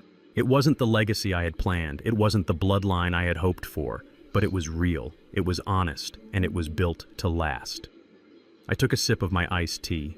I thought about Vanessa in her cell. I thought about the twins in their work boots. I thought about the lie that had almost killed me. And I smiled. I was Isaiah Freeman. I was a builder. And I had finally built a life that could not be shaken. The sun dipped below the tree line, setting the Georgia sky on fire with streaks of violet and burnt orange. It was the kind of sunset that makes you believe in God, or at least in the idea that the day deserves a beautiful funeral. I sat in my rocking chair on the wraparound porch of the townhouse, a blanket draped over my legs to keep the evening chill out of my bad hip. The wood of the chair creaked a slow, rhythmic song back and forth, a metronome keeping time for the final chapter of my life. I was 80 years old. My hair was white as cotton now, and my skin had thinned like old parchment, but my eyes were clear. I looked out onto the lawn. The grass was green and manicured, not because I paid a service, but because Brad cut it every Saturday. He said it helped him think. In the middle of the yard, my daughter Keisha was chasing a toddler, my great-grandson. He was 2 years old, a bundle of energy and laughter named Malik. Brad was sitting on the grass pretending to be a bear, growling playfully as the boy shrieked with delight and ran into Keisha's arms. I watched them. I watched the way Brad looked at Keisha with a steady, quiet adoration that hadn't faded in 20 years. I watched the way Keisha held the boy with a fierce protectiveness that came from her soul, not from an obligation. I watched the family I had almost lost because I was too busy trying to buy a counterfeit version from a woman who hated me. 5 years. It had been 5 years since I walked out of that courtroom. 5 years since I burned the bridges to the island of lies I had lived on. People ask me sometimes if I am lonely. They see an old man living in a guest house without a wife, and they assume I am sad. They assume I miss the big mansion on Oak Street with the crystal chandeliers and the cold marble floors. They assume I miss the noise of a full house. They do not understand the difference between being alone and being at peace. For 18 years, I was the loneliest man on earth, even though I slept next to a woman every night. I was lonely because I was playing a role. I was the provider. I was the bank. I was the mark. I walked on eggshells in my own kitchen, terrified of upsetting the delicate balance of my wife's mood. I bought affection with jewelry and silence. I thought that if I just gave enough, if I just built the walls thick enough, the love would eventually become real. I was a fool. I was a builder who forgot the first rule of engineering. You cannot build a structure on a sinkhole. It does not matter how expensive the materials are. It does not matter how beautiful the design is. If the ground underneath is rotten, the house will fall. I looked at Malik. He didn't share my last name. He didn't share much of my DNA. But when he saw me on the porch, he broke away from his mother and ran toward the steps. Pop, pop. He yelled, his little legs pumping. He climbed the stairs one by one, determined. He ran to my chair and buried his face in my blanket. I put my hand on his head. I felt the warmth of his life. This was real. This was not purchased. I did not have to buy him a car to make him hug me. I did not have to promise him an inheritance to make him smile. He loved me because I gave him cookies and told him stories about the stars. He loved me because I was there. I thought about Dante and Darius. The last I heard, Dante was working on an oil rig in North Dakota. Hard work. Dangerous work. Darius was managing a warehouse in Ohio. They were alive. They were making their own way. They had not called. I had not called them. Do I miss them? Sometimes. I miss the little boys they were. I miss the memory of teaching them to ride bikes, but I do not miss the men they became. Those men were strangers who looked at me with their mother's greedy eyes. I mourn them the way you mourn a character in a movie who dies halfway through. It is sad, but it is not your life. I took a sip of my iced tea. The condensation was cold against my palm. I thought about Vanessa. 15 years. She still had 10 left. I wondered if she thought about me in her cell. I wondered if she regretted the greed or if she only regretted getting caught. I realized with a jolt of satisfaction that I didn't care. Her name was a word in a language I no longer spoke. The anger was gone. That was the biggest surprise of my 80s. I thought I would die angry. I thought the rage would eat me alive like a cancer. But the anger had evaporated the day I sold the house. It washed away with the rain that fell on the bus stop where I left the twins. In its place was clarity. I had spent 18 years watering weeds. I had spent 18 years pouring my resources, my love, my time into people who were incapable of blooming. I had tried to turn thistles into roses by sheer force of will. But for the last 5 years, I had tended a different garden. I had invested in the scholars of my foundation. I had invested in Keisha and Brad. I had invested in myself. I traveled to Italy. I saw the Pantheon. I stood under the dome and marveled at the concrete that had held for 2,000 years because the Romans knew how to mix the aggregate correctly. I learned to cook. I learned to paint. I read all the books I had been too busy to read when I was building my empire. I lived. For the first time since I was a young man, I lived for Isaiah Freeman. Keisha walked up the steps carrying Malik. She sat on the railing, leaning against the post. She looked tired, but happy. "What are you thinking about, Daddy?" she asked. I smiled at her. "I am thinking about structural integrity," I said. She laughed. "You are always thinking about structural integrity. It is the only thing that matters," I said. Brad came up the stairs carrying 2 cold beers. He handed one to me and sat on the bench opposite. He didn't say anything. He just toasted me with the bottle and drank. This was loyalty. Brad, the white man from the suburbs who had hunted down the truth for me, not because I paid him, but because he couldn't stand to see me disrespected. Keisha, the daughter who had warned me, who had been pushed aside, but who opened her door the moment I knocked in the rain. They were my foundation. They were the bedrock. I realized then that the tragedy wasn't that I lost 18 years. The tragedy would have been if I had lost 19. The tragedy would have been if I had died in that house surrounded by vultures waiting to pick my bones clean. I escaped. I survived the collapse, and I built something new from the rubble. The sun was gone now. The fireflies were coming out, blinking their yellow lights in the gathering dusk. I leaned back in my chair. My heart beat steady and strong. The doctor said I had the heart of a man 20 years younger. It turns out when you remove the poison from your life, the body heals itself. I looked at my family, my real family. I realized that revenge isn't about destroying your enemies. I had destroyed them, yes. I had taken their money, their freedom, and their future. But that wasn't the victory. That was just the cleanup. The victory was this. The victory was sitting on a porch, drinking a cold beer, watching a child laugh, and knowing that nobody here was waiting for me to die. The victory was knowing that if I closed my eyes right now and never opened them again, I would be mourned, not liquidated. I put my hand in my pocket and felt the worn texture of the small notebook where I wrote my thoughts. I pulled it out. I wanted to write this down. I wanted to leave this for Malik, for the scholars, for anyone who found themselves standing in the ruins of a life they thought was permanent. I opened the book to a fresh page. I picked up my pen. The ink flowed smoothly, black and permanent against the white paper. I wrote down the sum of my 80 years. I wrote down the truth that had cost me millions of dollars and a broken heart to learn. Loyalty is not a flower that blooms from DNA. It is a tree that grows from the roots of respect and gratitude.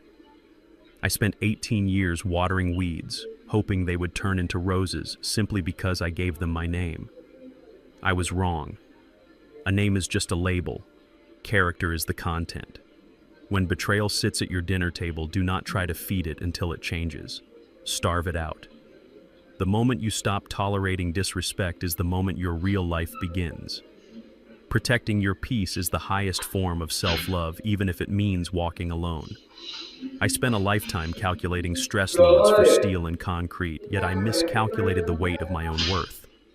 I thought providing for people was the same as being loved by them. It is not. You cannot buy loyalty, and you cannot build a home on a foundation of deceit. Sometimes the bravest thing a man can do is not to hold on, but to let go. To strike the match and walk away from the wreckage. Rebuilding from scratch at 75 isn't a tragedy, it's a triumph. Your peace is the only real estate that truly matters. Defend it with everything you have. If you believe that respect is non-negotiable, hit that like button and subscribe for more stories about justice and redemption. Let me know in the comments. Would you have forgiven the twins, or did Zeke make the right call?